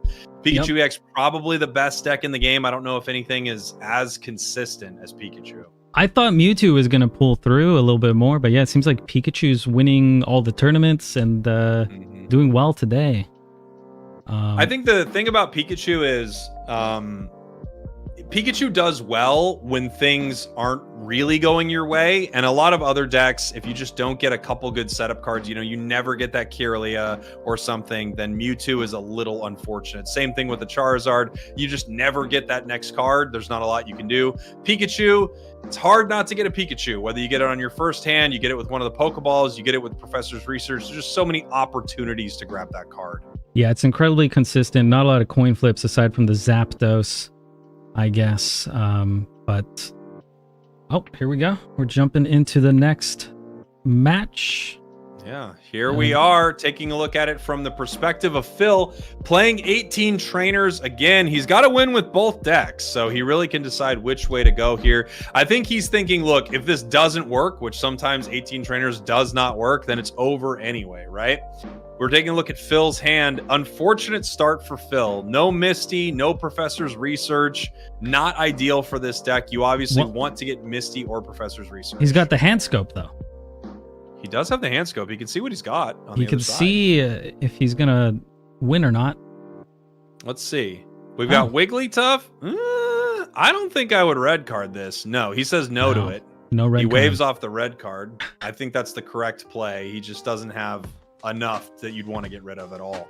Nice hand scope there. Beautiful hand scope. Very good hand scope. He gets to put the other Articuno on the bench or hold it. What's he gonna hold on to this?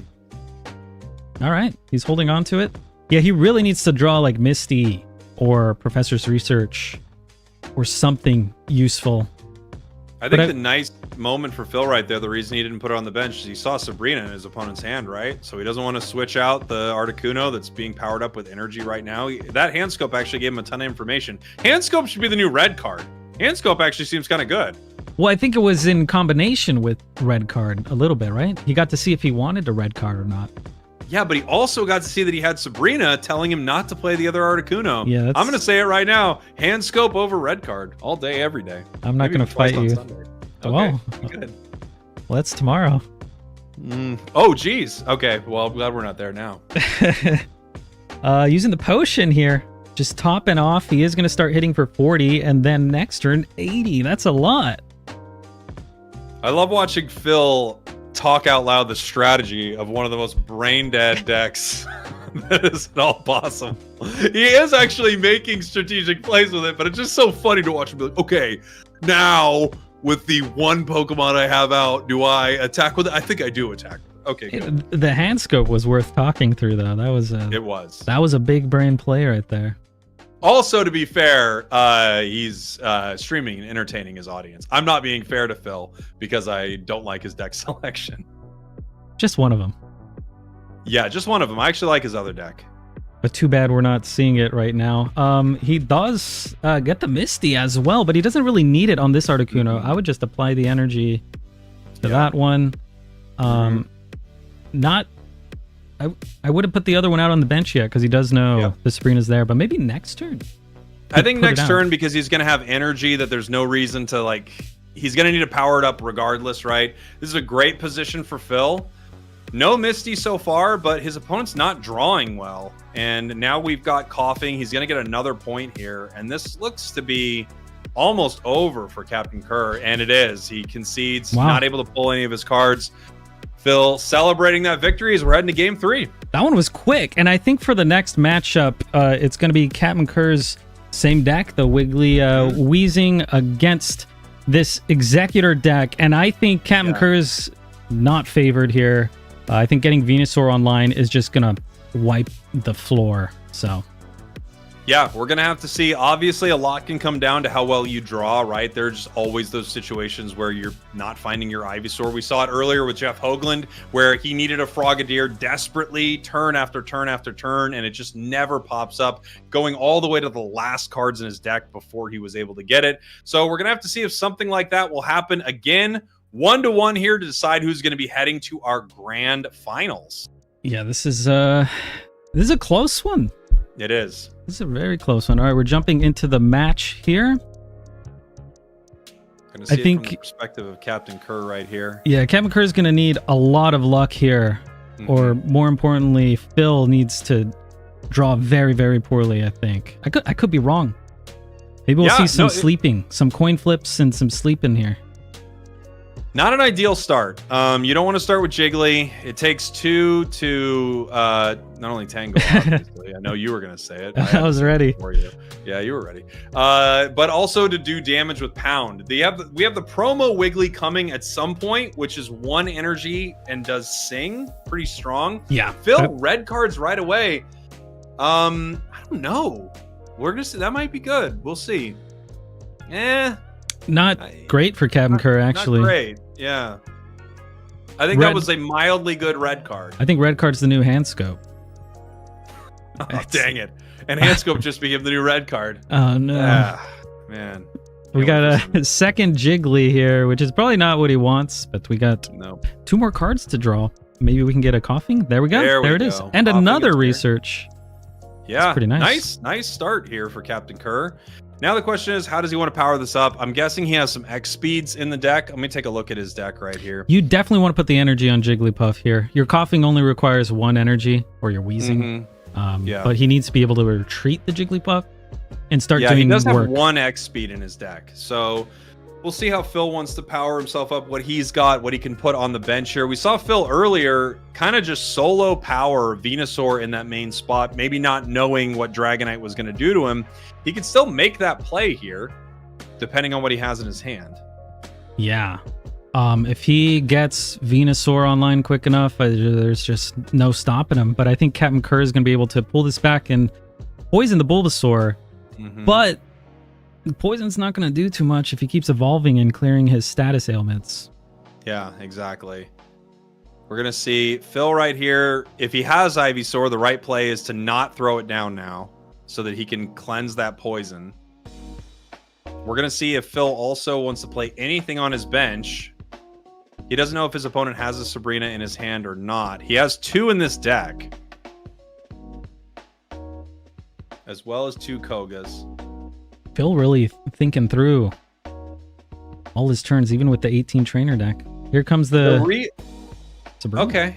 Interesting. He kind of wanted to do this anyway, and now he keeps energy on Jigglypuff. I think that kind of helped him a little not bit. Ideal from Phil, but then again, Phil doesn't know whether he has Wigglytuff or not. Maybe he's worried about Wigglytuff powering up right in his face, right? Wheezing now, Koga, opportunity to play this a few times here. I think Phil knows that Captain Kerr has the normal Wiggly that can attack for 2 energy, and that's kind of what he was playing around. The Wiggly EX requires 3 energy. He also might be playing around red card. He knows Kerr has a red card, so if he holds on to this Ivysaur, he might not have another opportunity to get it out. We're going to see how Phil wants to play this. An Erica right here would be beautiful, as well as a Venusaur to heal the poison. Yeah, Venusaur would be great. It only saves 10 HP, but it still adds like 100-something. Venusaur, the highest health Pokemon in the game, I believe, at 190.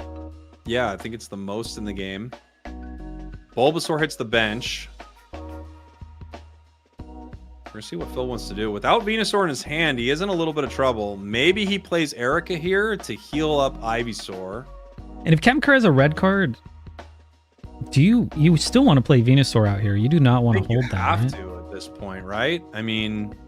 There it is. Yeah, here's the Venusaur. He's playing against, knowing that a red card could be there. Venusaur now has 150 HP. It's going to take a few turns to get this thing online, but it is dang powerful. There's the Sabrina, however. We could bring that Bulbasaur in. The question is, does he want to? He might want to continue to put damage on Venu while it's still sort of powering up and doesn't have the ability to heal itself. Yeah, I think you definitely want to kick him while he's down here. The Venusaur can't really do anything. We got to poison him and tackle him as much as possible. Knocking out the Bulbasaur in the back doesn't really help too much in the long run. So, okay, good. He's going with the Gas Leak and the Tackle. Now we're going to see how long Phil can last here. And it's going to take him multiple turns to power this up. We don't have a Wiggly on the side of Kerr. He would really like it to evolve that Jiggly. If he top decks a Wiggly next turn, this is huge for him. Phil needs to be able to heal Venusaur, and he needs to be able to power it up. Ivysaur hits the bench for Phil. He could start, and he's powering that up, so he has another Venusaur ready to go. That's what that says to me. Yeah, if Kerr has a red card here, that's huge, and he doesn't. It kind of telegraphs that there. Erica could be really good, but now he's kind of just sacrificing this Venusaur right now. Yeah. So I wonder if Kerr does the Sabrina and starts working on the back. There's a play there. There's a play with the Sabrina, but the problem with the Sabrina, right, is you bring it in. Phil then, if he has Venusaur, he evolves right away, mitigates a lot of that damage, and is already kind of set up to go. You might just want to take your card here. Wait until you get your Wigglytuff. That way you can hopefully put him to sleep, flip a couple of lucky heads, and win it.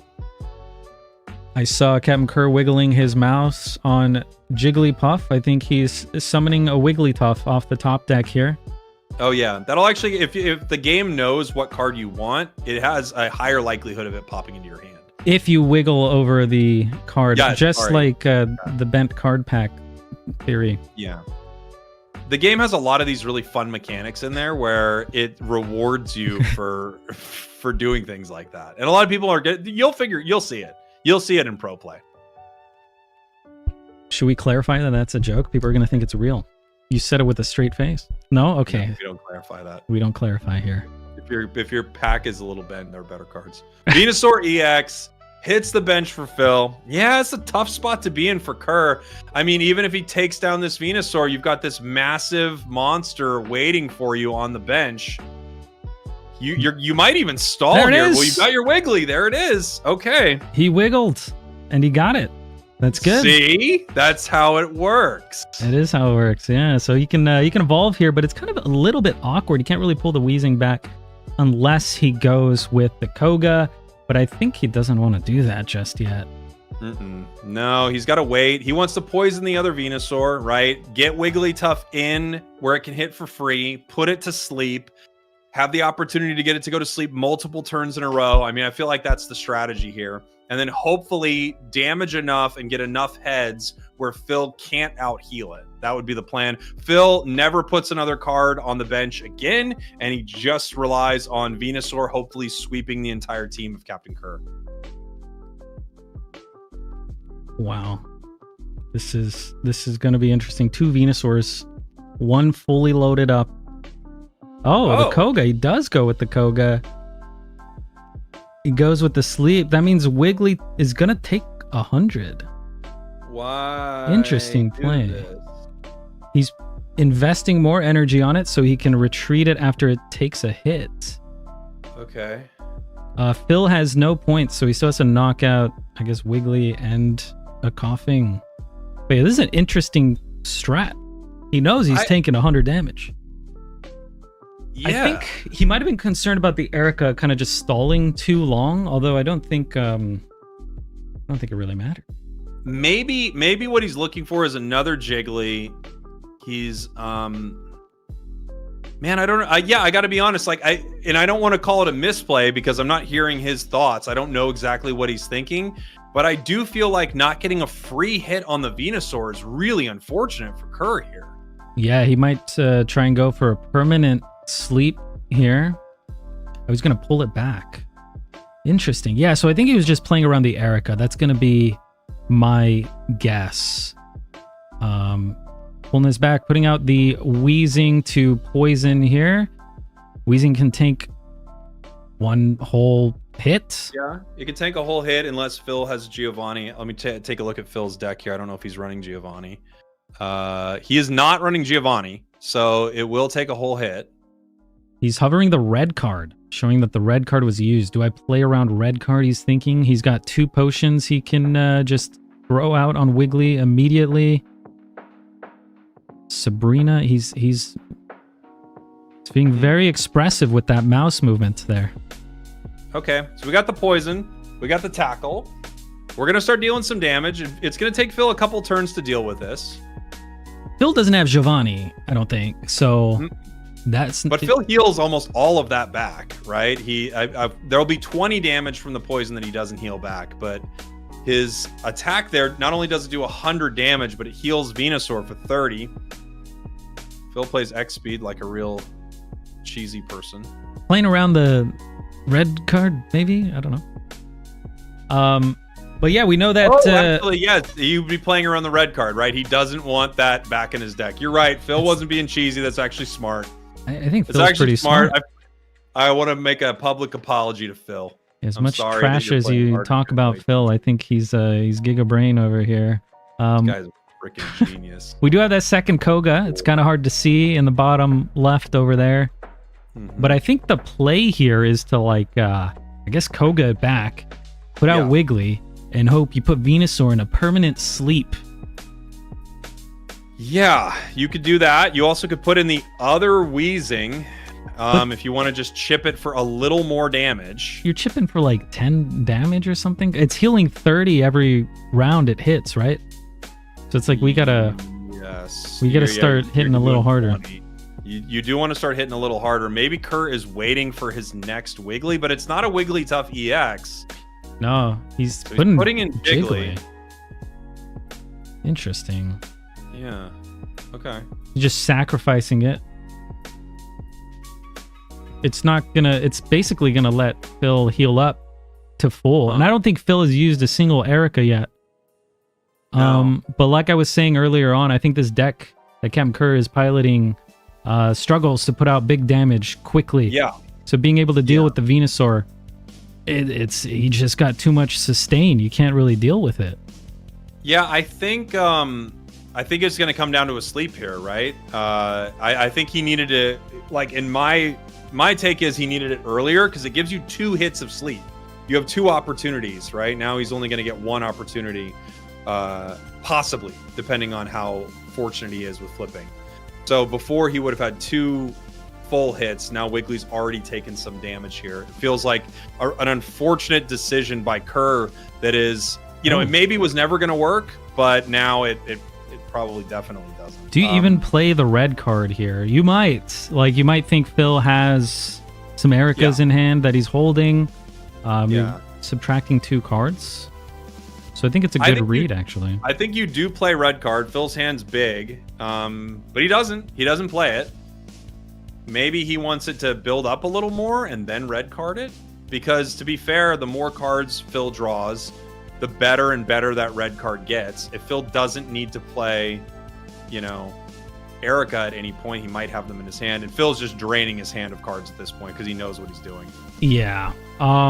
This is rough because Weezing's doing kind of 50 damage, 30 from the tackle, and then 10 and 10 from each poison. But Venusaur's healing 30. So Kamakur is basically doing 20 damage per turn. And there's one of the Ericas bringing Venusaur to full. I feel like I personally would have been a little bit more greedy there because now we're wasting the heal from the actual attack. We're at turn 18. A game ends at 30 rounds. I'm seeing in the chat reminding us of that. I think maybe he's trying to stall out for a game end here. That has never happened to me. It's never happened to me either. 30 rounds. That's got to be like a hypno thing going on. I'm done. Yeah. Just a few rounds and I'm out, man. I've got my Mel Metal deck. It's not working. Oh, no one brought Mel Metal. Yeah, what are the odds? All right, a little chip damage. Yeah, not taking a little more. Weezing gonna go down here. The next Weezing is gonna continue to stall.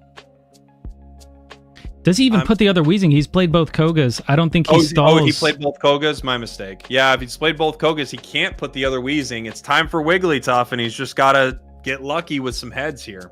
Yeah. He's got to hit if they've got an Erica, it's a lot of heads in a row. It does have poison, so the 20 would chip. We'd be doing 100 damage Yeah. So I think we need 2 heads in a row, maybe 3 heads in a row, and he is putting the wheezing out. He could. Does he have X speed? No. He could just apply an energy, hit it, apply another energy. It actually does work out. Yeah, here. it actually does work out. It maths out. It maths. Let him do it. He's ran the spreadsheets. Yeah, he's good. He can get one more little 20 Phil damage has no chip. Sabrinas, by the way. Phil, he is aware. Phil has no Sabrinas in his deck, so Phil cannot push that card out. Now we have the red card. Now he's going to recycle 6, and Phil only gets 3 back, so it's possible that he got rid of an Erica. Yeah, if you got rid of an Erica, that could be game winning. Could be huge right here. I mean, this is just a absolute insane war of attrition between these two players. We're going to see if there's anything. Phil's just attaching more energy. He knows he can't go down here, no matter how well things go with Wiggly. Ooh. He still has the ability to pull Erica. He's back up to 140. He just checked Phil's deck. Phil only has 2 cards left, so the odds of having an Erica are quite high. Wait, did he just... Why did you tackle? He threw the game away. He realized it as soon as he did it. He was setting it up the whole time, and he accidentally picks tackle. No, he forgot he was 2 points. What an unfortunate situation. The setup the whole time. I feel like we've got a misplay a little earlier with Wiggly, and then a super unfortunate one. When everything's on the line, Dexter, obviously, mistakes like that can happen. Yeah, the pressure is too much. I was excited to see that, too. I wanted to see those sleeps. Unfortunately, not going to happen. Yeah. Captain Kerr getting knocked out there, and I think we're going to move on to the grand finals, which I think is Raven against Phil. Oh, yeah. Grand final time. Let's take a look at our bracket. Do we have our bracket ready for it? I don't think so. But you can pretend that it is ready. I don't want to pretend. I want to see the bracket. Okay, well, while the bracket's in production, we can look at the grand final here, which again is Raven. Yep. With his Starmie and his Wheezing decks. Yeah, Phil obviously playing really well into this Wheezing. Last time, we're taking a look at Phil's decks. 18 Trainer Articuno, which can go well and can go poorly, but Phil's going to have 2 opportunities with it, right? And then we've also got this Venusaur and Executor that we just saw, where Phil basically hangs out with Venusaur the entire time. Yeah, and then here's the updated bracket. We got the grand finals. It's been a long one, but it's going to be Raven against Phil. That's right. Raven versus Phil Umis in our grand finals. These are 16 Pocket content creators that we have invited here today to the first ever Pocket Invitational, hosted by myself, Spragels, and Dexter, as well as run by Gunny T. This has been a little slice of heaven. I cannot wait to see what happens in grands right here, Dexter, and see what deck comes out on top. Do we have... Let me look at Ravens again. Do we have Pika in the grand final? We have no Pika in the grand finals. Or no Mewtwo. No Mewtwo, no Pikachu. I would have lost a lot of money if I was gambling on this. You always talk about if you were a gambling man. I think... Do I say that a lot? I think you said it 15 times today. I haven't said Misty, though. No, that's my catchphrase. That and Yeehaw. You got to get more catchphrases. You just do the gambling stuff. For me, my catchphrases are a little too foul for this broadcast. Oh, yeah. See, that's the problem here. My catchphrases are family friendly. Howdy and Misty. It's a family friendly event. It is. That's right. It's a family friendly event. We're getting ready for their codes, and they're beginning to get into their matches now. Okay. I'm ready for it. Who do you think takes this one based on the lineups? Honestly, I mean, I think Phil has a really good shot here. I do like what's going on with Raven. I mean, Raven's been playing well, and I think that water deck is really solid. The question is it going to be able to do anything to this Articuno? Articuno could get very lucky and take it down pretty easily. Yeah.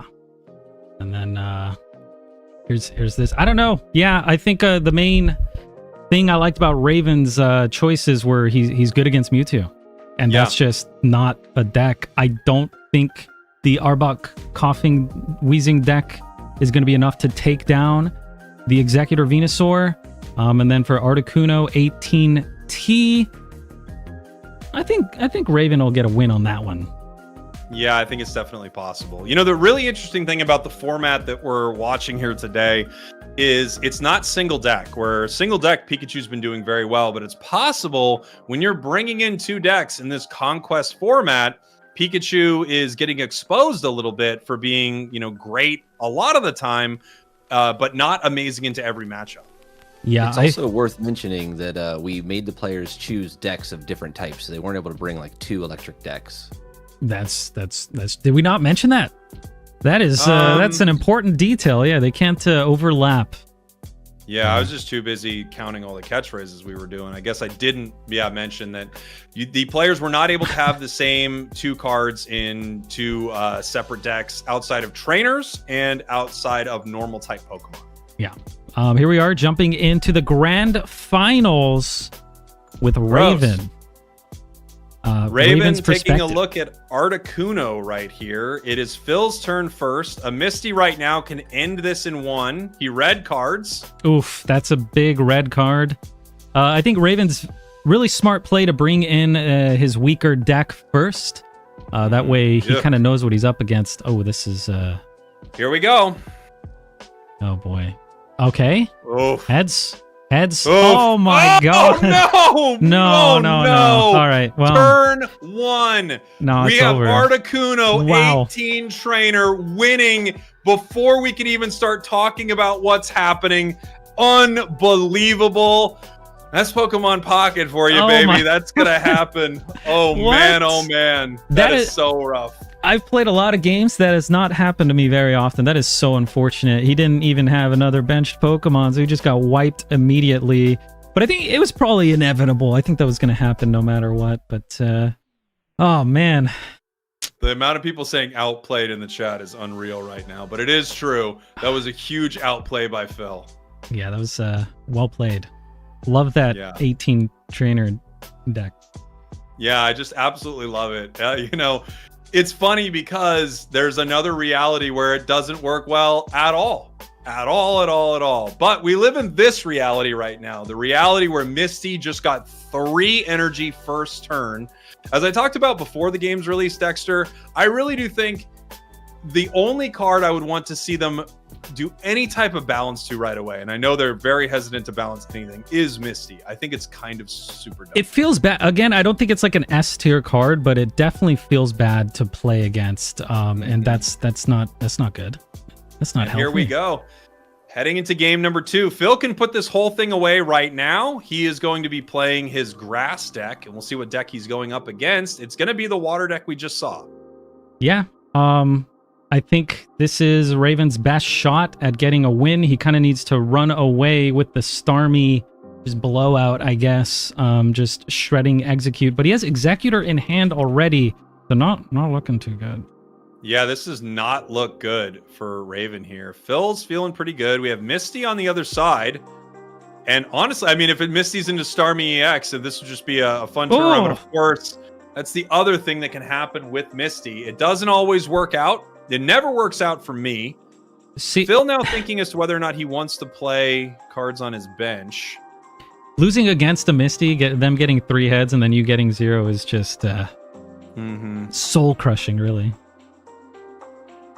If he does start powering his bench up, because the thing you wonder is, do I put things out on my bench right here, or am I going to get Sabrina pretty fast? I guess the nice thing about this is if you put the other Execute here, and he doesn't put the Bulbasaurs out, no matter what your opponent does, you have 1 card out there. But he does decide to put the Bulby out too. Okay. Yeah, he's putting it out. He's filling his Both bench. of them. Why not? Is he playing around a red card here? I don't recall. I'm going to take a look. Oh, he actually doesn't bench the Bulbasaur, so maybe no red card.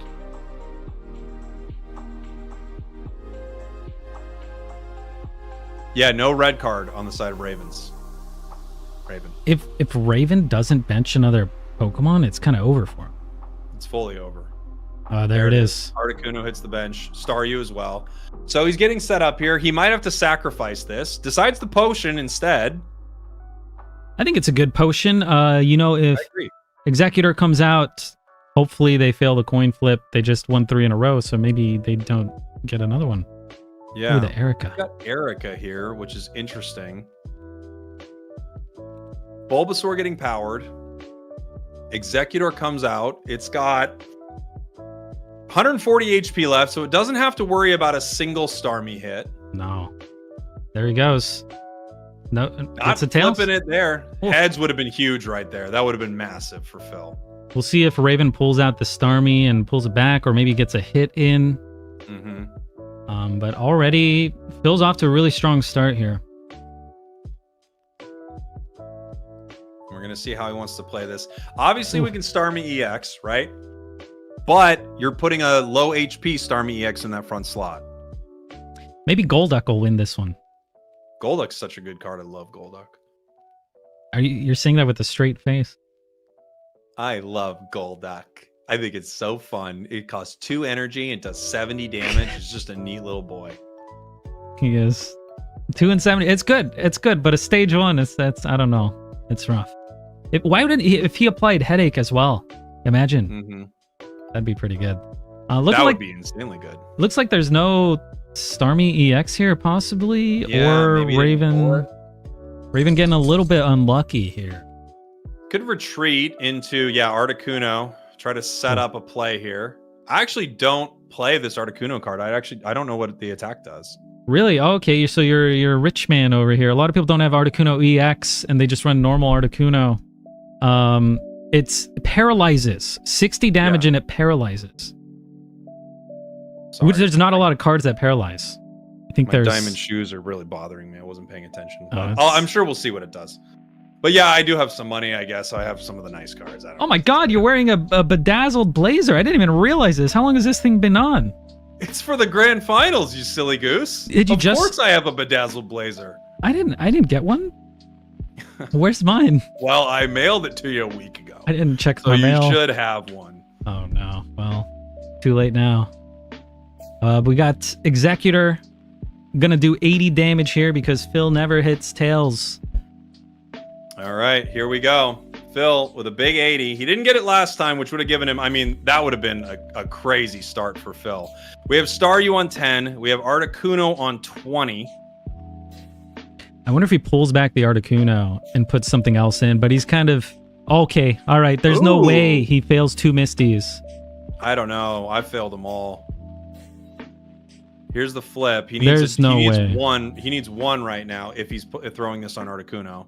He gets it. 1, 2, 3, 4, 5, 6, what is this? 7, 8. Oh my god! He doesn't need that many. He's in our grand finals. He actually on didn't the need that Staryu. many. Oh no, sorry, on the Articuno. Oh, thank goodness. I was gonna say he's still gonna die here. Sorry, faints. Yeah, he's gonna faint. We have a possibility to paralyze this card. This is cool. Does 60 damage, and he does. Oh, wow. Man. What a start here. This is great for Raven. Right back in this thing. Things were looking pretty grim. Phil still with the possibility to power up his Venusaur, but unfortunately for Phil, he's got other cards on his bench that are liabilities for him right now. Yeah, with Paralyzed, you just can't do anything. It's like a sleep, but you don't get to check.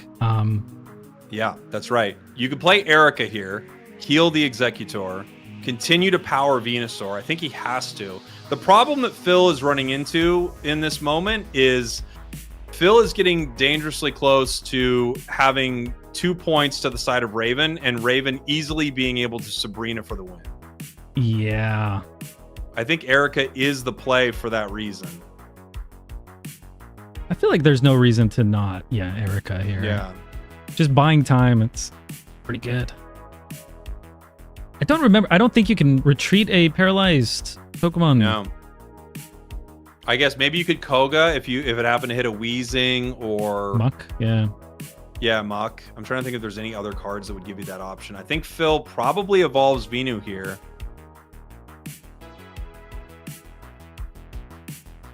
He's thinking about it. He does nothing. He does because not evolve Venusaur. He can't hit. He's paralyzed. Well, yeah, but just keep flipping heads on your paralyzed and then you're good. Maybe he's hoping If his opponent, if he plays Sabrina, has Starmie EX, he could trick Phil into putting in Ivysaur right now, maybe, but it doesn't look like he has Starmie. So we're going to see Articuno attack again or retreat. Has 9 energy. Might as well attack. Oh. Big moment here. What's he going to get? Oh, another okay. heads! Wow, this is not good for Phil. Wow. Another heads. He is still paralyzed. He's not able to do much. He can put another piece of energy on. Oh, yeah, for the possible retreat. Yeah, well, I don't think he has to do it right now. He could do it on the turn he actually wants to retreat it. He could X-speed and pull it back. But yeah, I think... oh, he's reading paralyzed. Yeah, not a lot of people have probably been paralyzed before. I know. There's nothing he can do. Yeah. And he's talking to his coach. His coach. Spragels. You can't do anything. You can't do anything when paralyzed. Hey, can't retreat. You're paralyzed down there, buddy. You can't retreat. Can't do nothing. Okay, it's weird. Wait, there's two Pokemon that paralyze. Do you know what the other one is? My little trivia. Oh, really? Yeah. Oh, I was just okay. I didn't know. Wait. I was giving you a trivia I didn't know the answer to. I just knew there was one more. Okay. How? Okay. Fair enough. Moving on to our next turn here. Phil is going to have to get lucky at some point. We're going to see if this Starmie EX hits the board at all. It does a lot of damage. It'll be swinging for 90. If it does, he can make a Sabrina play, and it looks like we are setting this up. So I think, yeah, you definitely got to pull that back. We Giovanni. Oh, and he gets the KO on Executor. Big. That big is if true. 9 energy on the Articuno, not 1. It is 9. Yeah. And we have the heal on the Articuno, which feels unnecessary. Unnecessary, yeah. I maybe wouldn't have done that. Oh, well, he's hitting instead of pulling it back. So no Starmie yet, yeah. Yeah, he's hitting it, and then this way, he definitely gets the KO because of that Giovanni. But now Articuno goes down. So the potion was really kind of a waste. Yeah, it was a total waste. Phil has to put out Ivysaur. He has no choice here. I guess he could play Executor. There is that, but that thing's hard to retreat. The problem is Phil is very aware of a Sabrina, which is kind of game ending on either Golduck or Starmie. He has Venusaur in hand. He's just got to start blasting and hoping that there's no Sabrina. Now he's got to make a red card decision that could decide the entire game. The way Raven is playing, Raven has Sabrina. But Raven would probably play like this regardless, hoping that they pull Sabrina, right? The mind games, yep. Yeah, this is the mind game. Don't put it on... Oh, that would have been not good. That would have been very odd. Yeah, that's a healthy Venusaur. I guess it's fine now that I think about it. Oh, you don't need to put it on Executor, but he gets the KO either way. Yeah, this is... Maybe he... Okay, I see what he's doing. He's setting up the possibility of a retreat to Executor. If he has Sabrina pulls in Executor, right? Then Executor needs multiple turns. He needs to put energy on it, X speed back to Venusaur. Yeah, this Phil guy is pretty smart, I think. We get to, put the other energy, X speed, pull it back if we do get Sabrina. And then Venusaur can come back out and do 60 and then start hitting for 100. Yeah. That's it's looking really good for Phil. Even though we got a 9 heads Misty. There's a Sabrina. He called it. It's exactly what he was doing. He pulls in Executor right here. He now is able to retreat it. The only question is, do we have another Executor on the side of Raven? If we do, this Golduck will go down, but the Executor now switches in to possibly Starmie EX, and that will end the game. Yeah. That X speed is perfect here. Yeah. And that's probably going to be game now. I mean, we got one more round of sitting here. Oh, interesting. But we don't have enough energy on Phil yet. He still only has 3. Yeah, so he only does 60. Wait, could we see another Sabrina? He's going to Sabrina the weak Staryu. Get that. But we've got the Starmie EX coming. We just don't know if he has it yet. But we have the Starmie EX coming. He's going to bring in the weak Staryu. Could Raven win with another Sabrina then? Maybe he's got... Yes. He's got 2? Yeah. If he has a Sabrina, he wins. Phil doesn't red card here. Phil's hoping that that was a Sabrina in his hand and not in his, and the other one's in his deck. But it's very possible that he has both Sabrinas. 3 cards left in his deck. He's got to hope Sabrina's not in his hand. There's it is. the Sabrina, and that's the game. Wow. Great plays. There's like nothing he could have done there. We're going to a game 3. Well, I wonder if using the red card would have saved him, actually. Yeah, we'll never know. We'll never know. I guess you know, actually, don't you? No, I can't know, right? I can't know what red card would have pulled. Oh, I guess there's that. Sure. Maybe. Close. Really close game. Awesome game number 2 here. We head into our game number 3. We are going to be seeing this Venusaur deck go up against Raven's Wheezing Arbok. Oof. So we didn't see it work out too well for this Wheezing Wigglytuff just a moment ago against Phil. Now we're going to see what happens. Obviously, either player can draw bad. Crazy things can happen. But with these 2 decks matched up just in a vacuum, if you were to watch these decks 100 times over, Dexter, what do you think is going to come out ahead? It's definitely got to be the Venusaur deck. It's just not enough damage coming from the Koga deck here. Maybe if there was a Muck, there was a glimmer of hope, but there's no Muck. No Muck. Yeah. The Arbok can lock things down. Maybe if Phil only gets his Executors, he just locks them down. He gets unlucky with some flips. It's interesting that Misty, a card that is ridiculous, was so relevant in both of our wins here in the grand finals. Misty goes the other way for both of these trainers and they go down. Isn't that crazy to think about? Yeah. Wow. That's love Misty. I just love it too. Misty. It's fun. It's a fun card. Look, some of the most hype moments on this entire stream have been what this Misty has done. So I get it. I understand why it's there. We're going to watch this here. There's Raven getting ready for this game. Starting with coughing with a wheezing. Final match of our grand finals. Of the first ever Pocket Invitational. Yeah. I'm glad we're going to a game 3 here. Me too. Yeah, we got the wheezing already, so that's pretty nice. Executes. Bulbasaur coming out from Phil. And yeah, with Raven going first. Do you want to go first with this? I feel like you generally want to go second, and this is no exception. So. Yep. Second is usually a strong position to be in. Obviously, 18 trainers wants to go first.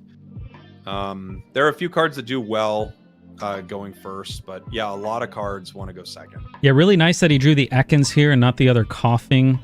Immediately switching that out already for the Bulbasaur.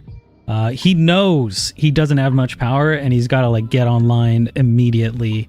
So he's going to be able to put this wheezing in next turn and start gassing him. Yeah, we got Pokeball from the side of Phil, trying to draw the rest of his hand here.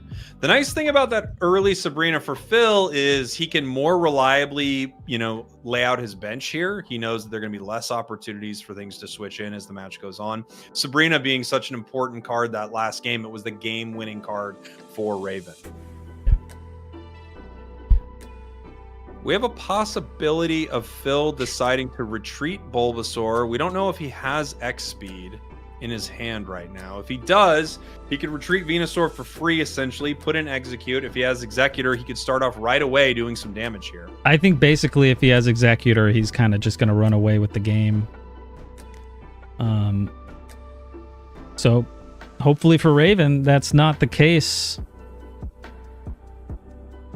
Well, Phil played energy on Bulbasaur, so he at least doesn't have the X-Speed Executor combo that would, give him the ability to attack turn 1, which is probably pretty solid for him. Phil can wait to retreat this until next turn.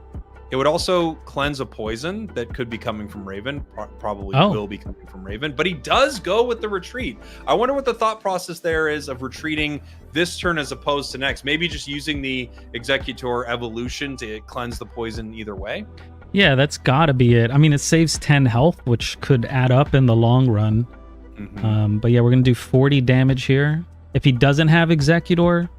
Oh! That's huge! Wow. That might have just been the game-winning play right there. Wow. Giovanni puts it in KO range. Phil possibly not having Executor in his hand, that goes down. Huge play, and Raven puts himself in a position right here. He might be walking home with this trophy very soon. Yeah, I wonder if that was just a little bit of greed coming from Phil, or just, I don't know, maybe a slight oversight. He forgot about the Giovanni, or maybe he just doesn't have Executor. Yeah, maybe not.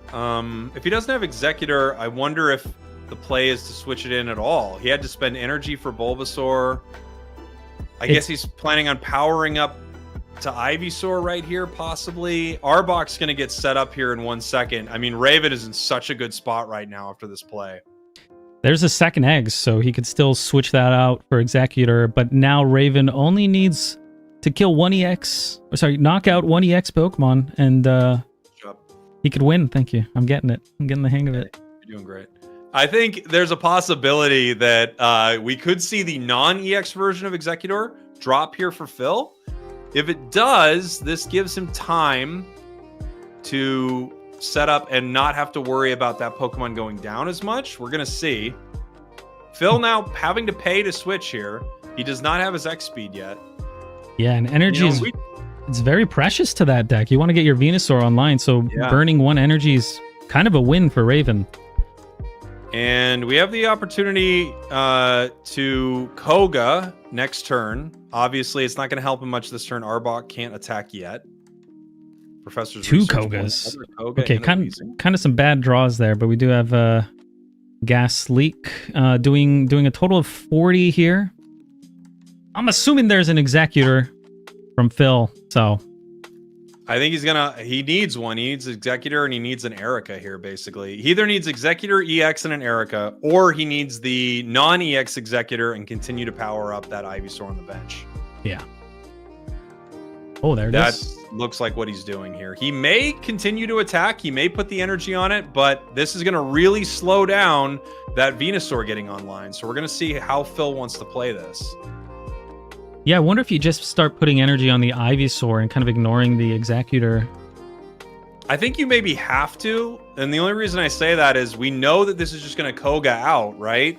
So the moment you start wasting resources on this Executor, this Koga is just going to punish you for it.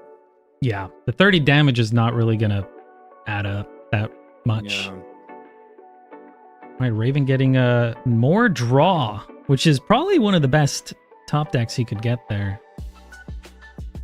Arbok and another coughing. So we can have two Weezings and two Kogas. Looking pretty good, actually. Yeah.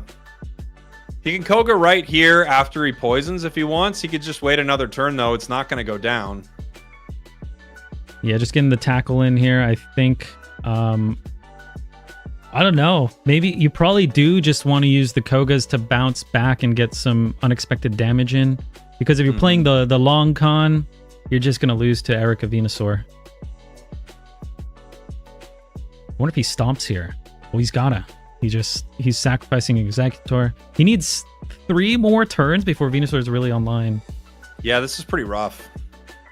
You know, it feels like a great start for Raven. The saving grace for Phil is that is not Executor EX, right? If that was Executor EX, this would be a disaster. However, it would be doing considerably more damage. But I like the play from Phil. I think it's the right thing to do. You're stalling for Venusaur. I'm just surprised he's even attacking with it. I feel like that one turn could be a huge difference maker. Yeah. Using energy on something that's not going to get too much use is really bad. Sometimes, you know, it just comes down to that one extra energy. Yeah, absolutely. If he gets Sabrina here, if Raven gets Sabrina, I think he kind of just wins it. Another Tails. Another Tails. Executor in a bad spot. The Sabrina, as long as possible. Here's the Sabrina. I think you use it, right? You swap out the Executor for the Venusaur, you poison it, and then you get Arbok in there and you corner it so he can't pull it back no matter what. And then you just start getting that chip damage in before he could stabilize. The only problem is we do have the possibility of Erica's, right? I don't know if Phil has played an Erica yet in this match. So it's possible that you can do all of this great stuff to Venusaur, and it can still sustain itself. It's a lot of damage from Arbok, though. We're talking about 60 from Arbok, as well as an additional 20 each turn for it being poisoned.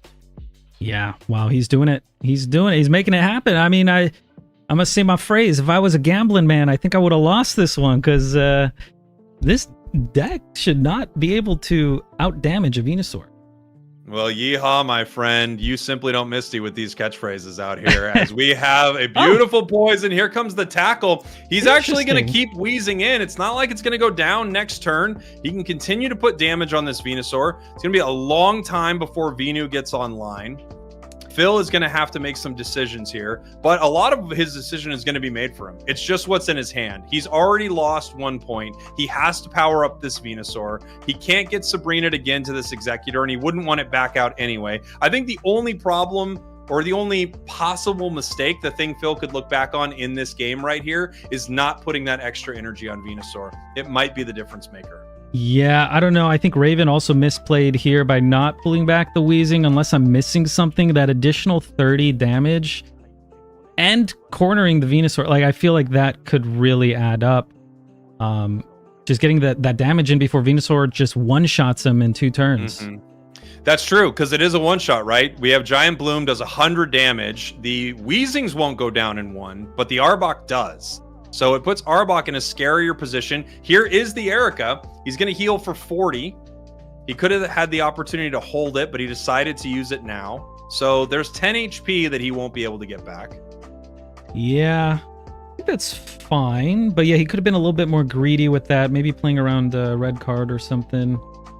Oh yeah, I could see that. So now he's going to go ahead and do the Koga. We'll see if the 30 damage ends up mattering at all. Here comes the Arbok. Arbok now going to be able to do 60. Puts an extra energy on it so it has the possibility of retreating. And here comes the corner. 60 damage. Another 20 from the poison. 10 this turn, 10 the next turn. Yeah, going to bring Venusaur down to 100. If Phil has another Erica in his deck, he does have another Erica, excuse me. If he has another Erica coming soon, that'll be great. But he is on the doorstep right here of getting knocked out. Yeah, I do think, unfortunately, the additional 30 damage would have won it here. But maybe it won't matter. We'll have to see. Find out. Phil right now powering up his bench. I think the thought process here, obviously, he's going to red card his opponent. I think the thought process here of powering up the bench is, obviously, he knows his opponent doesn't want to switch a card in. He wants to KO Venusaur. That's the whole point of cornering it, right? Yeah. And he doesn't have 2 Sabrinas, so he can't force Phil to put both of these cards in. In fact, Phil would kind of love another turn of Venusaur powering up. Gonna be praying for a Sabrina right now. I think he needs to get another Arbok online in order to do that additional damage to win it out here. Do we think that Phil has another Erica in hand? Well, he just played Professor's Research, right? So he can't play it this turn, but if he pulled it, he can play it next turn. The only problem is his opponent has red card. So now Raven's going to have to decide whether this is the time to red card Phil and possibly push that Erica out. If Phil has Erica, this would be a beautiful play. Of course, Phil could still pull it, so you never know. Oof. Top decking the Pokeball is pretty rough. It's kind of a dead draw there. Literally does nothing. I think he has to put the energy on the Ekans here and kind of hope that he can top deck another Arbok off the top. But Phil's going to start doing 100 damage per turn and healing for 30. Plus, he might have that Erica. I think Raven's trying to decide if he wants to red card or not. Yeah, I mean, even if he red cards and is correct, it could still get drawn into his hand. He might be better off just hoping that Phil didn't have 2 to begin with. There are 5 cards in his deck.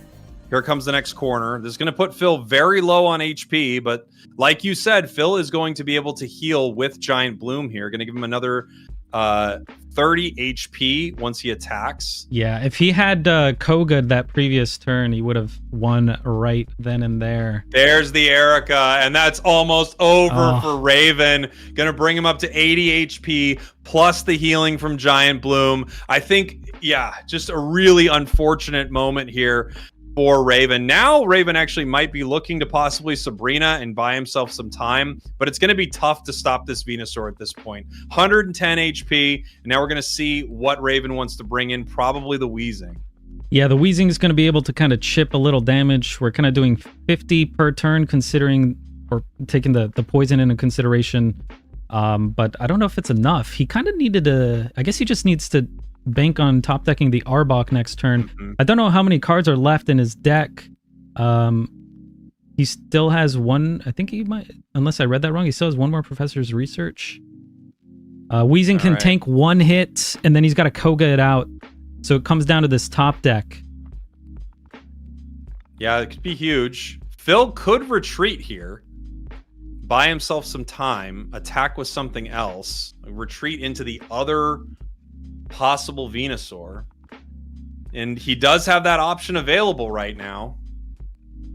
Yeah. Also, Phil only has 1 point. Raven only has 1 point, so he can keep, you know, he could let Wheezing get knocked out. And there's the Arbok. Oh my gosh, do we go for the Koga here? Wait. Oh, it's so close. It's 10 off, right? Am I doing the math right? And the problem is, you still Koga here. Yeah, you still Koga here, but the problem with this Arbok right now is, yeah, it's 10 off, and the other Venusaur can now be switched. Oh, it can't be switched in. No, not yet. Is that game? He's got one more turn. He's going to be able to hit it and heal up. But I think it's actually game. He hits for 60. It's game. It's game. He'll get him, for right? 60, he does 10. I mean, he's going to heal, but he follows up with the tackle the next turn and kind of wins. Yeah, the tackle wins. He could pull it back right now, but no, he's cornered. He can't. He's cornered. He can't pull it back. That's it. He doesn't have another way to heal it, right? He used both his Ericas. He can't retreat. He would have needed to retreat last turn. And I don't think he has no potions. What could he do? I don't think he can do anything. I think that's game. I think that's it. Wow, what a grand finals. I think that's the end of it here for Phil. There's nothing he can do. One energy onto the Wheezing, and a tackle wins the game. Yeah, the corner putting in a lot of work here. He just can't pull that Venusaur back. That would have bought him a little bit of time, but yeah. Wow, Arbok. Koga. Yeah. Possibly taking the win, unless we're missing something here. I don't think we are. I think this is it. I think Phil's going over every possibility that he can find, but I don't think he has one here. Yes, he gets the point from the Arbok. Wheezing moves in, a single Dark Energy, a single tackle onto the highest HP Pokemon in this game, and Phil goes down. Yeah, he places the energy on the board. There's just nothing he can do in this moment. He can't retreat. He would have needed to retreat last turn. Wow. Yeah. Looks like we got our champion here. Maybe. He's thinking it through. And he does a giant bloom. Yeah, he knows there's nothing he can really do. Getting his second prize point, but it's just not enough. What an amazing series between these two. I mean, it had so many crazy moments, a couple of huge Misty plays on both of their water decks, and now we are watching this tournament come down to a single tackle from this Wheezing to finish it off. There it is. GG. And there you have it. You're looking at your Pocket Invitational champion. Raven wins this whole thing. Good job, Raven. That was a great grand finals. Oh my gosh, I thought he was going to get blown out. What a turn of events. That was so good. I mean, so many huge moments. We saw incredible plays from both of these players in our grand finals right there. I think Raven played that so well. Of course, he needed, like, a few cards just had to go his way, but that's always how it goes.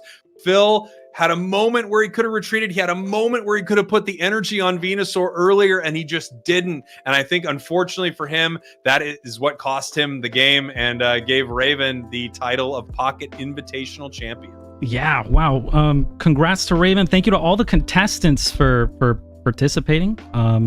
Thank you to Gunny for organizing this event, and thank you to MCXI as well. Raven's going to get this beautiful little trophy. And it has certainly been a pleasure working with you two. It's been great. You can hear him, You right? Everyone can hear Gunny. I They hope. do exist. I just feel like I often have. If there were people in my head that I created, they would be telling me it's a pleasure working with me. I can assure you that's what they would be doing. Yeah, Gunny, thank you so much for organizing this entire thing. Dexter, it's been a little slice of heaven getting to cast this with you, my friend. We wanted to do this right before the game came out, but there's kind of part of this that's better too, because there's been so much excitement around Pocket, and now everyone at home gets to see a ton of incredible decks. And one of my absolute favorite things about this is seeing what is probably not considered the meta take this whole thing down, which I think is very cool. Yeah, I really expected Mewtwo or Pikachu to kind of take the win, and they didn't, and I'm happy to see it. So Yeah. Also, wanted to thank MCXI for these. Raven will be winning. He gets this awesome animated emote that only he will have, and custom voucher. So maybe he can get a cool transition or something. Thank you to MCXI for a lot of like this animated overlay and the logo and everything. Appreciate it. And I want to give one last thanks to all of our creators who took part in this. Thank you all for spending your time with us and showing some really cool strategies. We had Nina is Noob, Eggs, It's Guest Gaming, Sweater, Zombies Go Nom Nom Nom, Willow, Kellosaurus, Halix TV, and I got to go to the next page of all these. Okay, I'm sorry. Raven, of course, our winner, Ursi Day. We have Zach D Games. We have Pulse Glazer, Jeff Hoagland, Phil Umas, Captain Kerr, and we have Super Tech God. Great stuff. that was fun. We should do another one. I think this is one and done. At least for tonight. All right. All right. Well, thank you all for watching, and we'll see you next time. Bye.